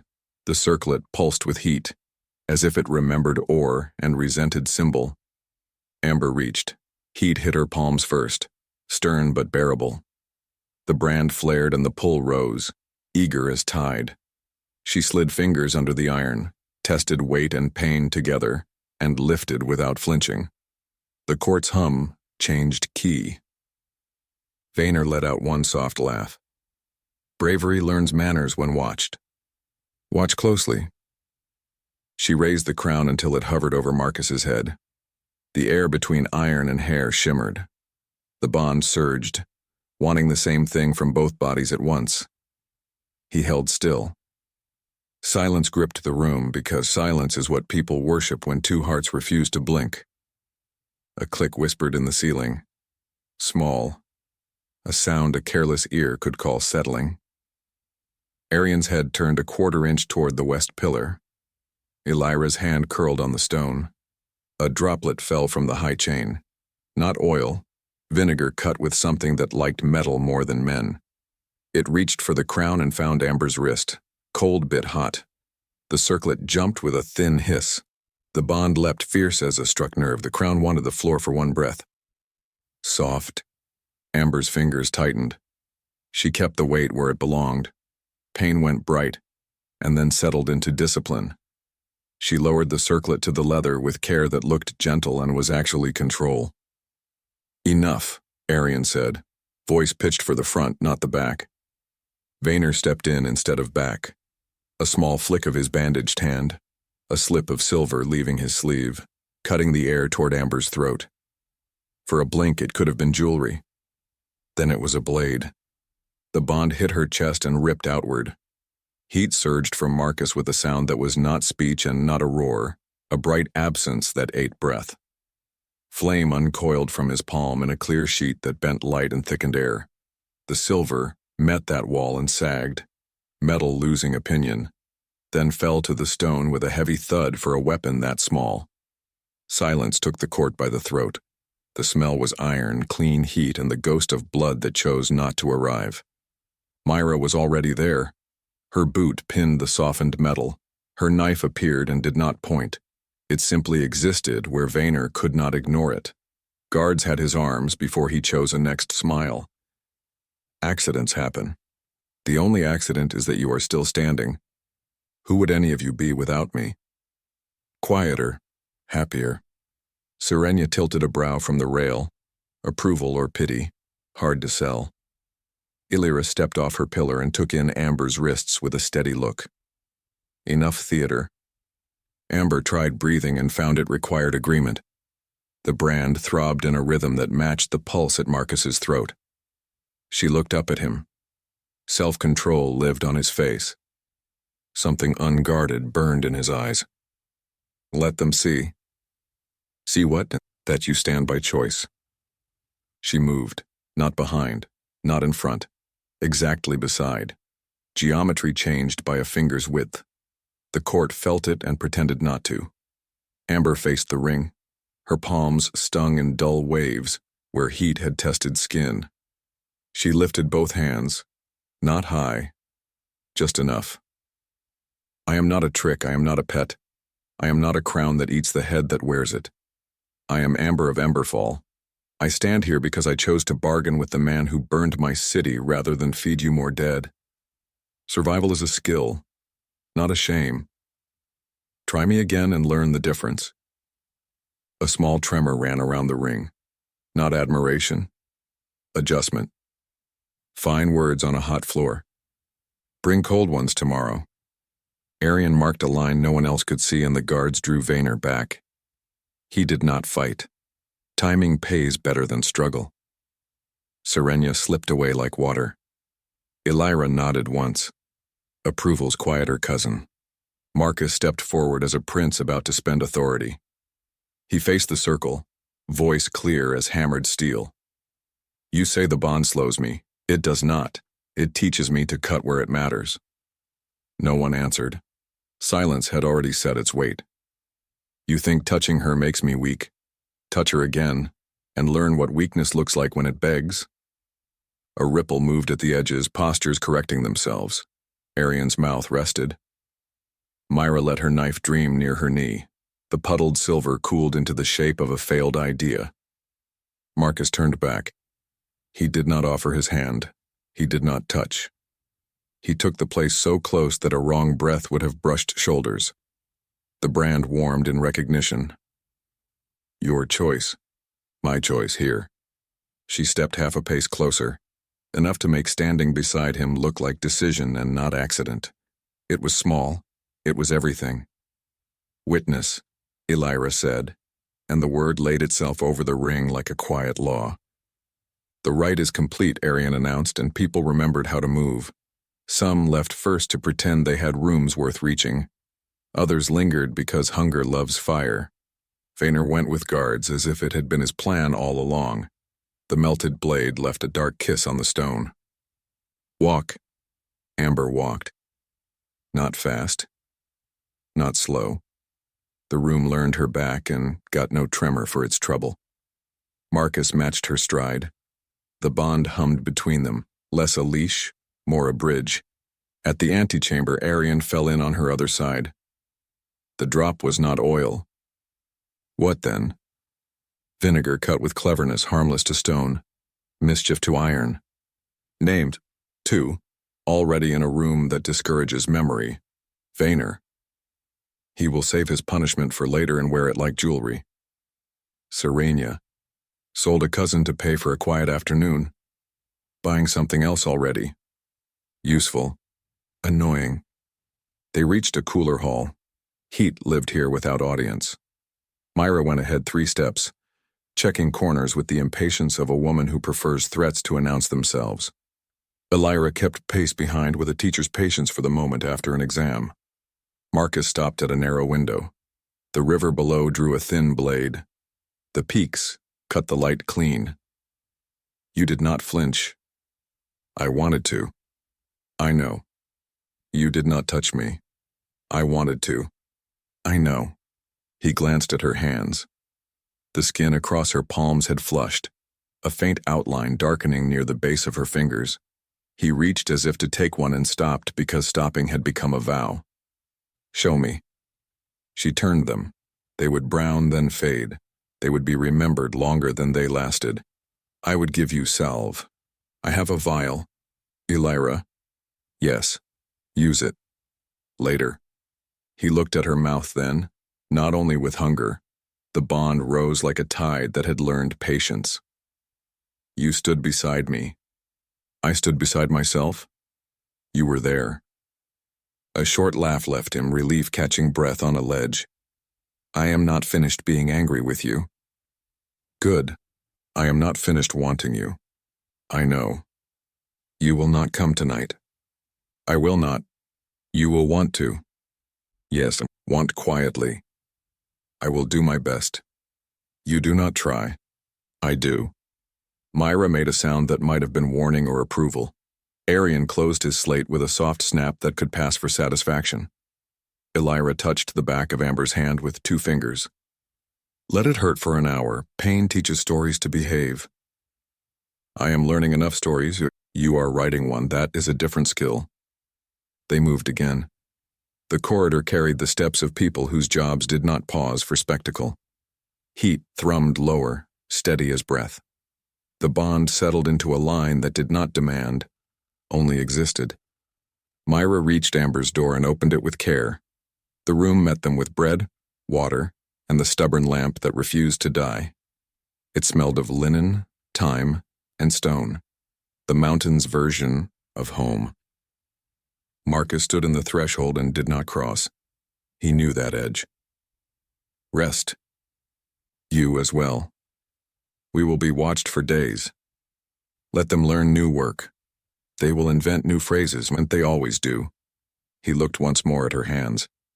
Your worst danger is not them. I know. What is it? You. He held her gaze until breath insisted. No apology. No argument. A small nod like a vow that did not ask to be heard. I will not ask forgiveness for that. I am not offering it. Good. He turned away. The bond tugged, then sat when she set it down. Myra slid the bar. Elira uncorked the vial. Arian's steps vanished toward walls that loved to listen. Quiet settled. Now, Myra said. Now. Elira tipped a drop into each palm. Cool slid over heat with manners. The sting softened. The room breathed with them. Better. It feels like a story I can keep. Good. I only like the kind where you stay upright. Amber went to the narrow window. The river held its mirror. The peaks kept their edges. The brand warmed under her palm, the beat matching a second rhythm she could find anywhere in the mountain with her eyes closed. Myra came to stand near, close without touching. You are not alone. I know. You are not safe. I know.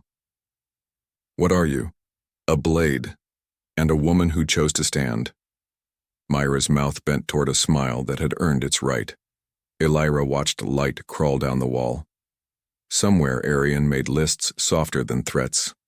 Somewhere else, Vaynor sharpened a sentence.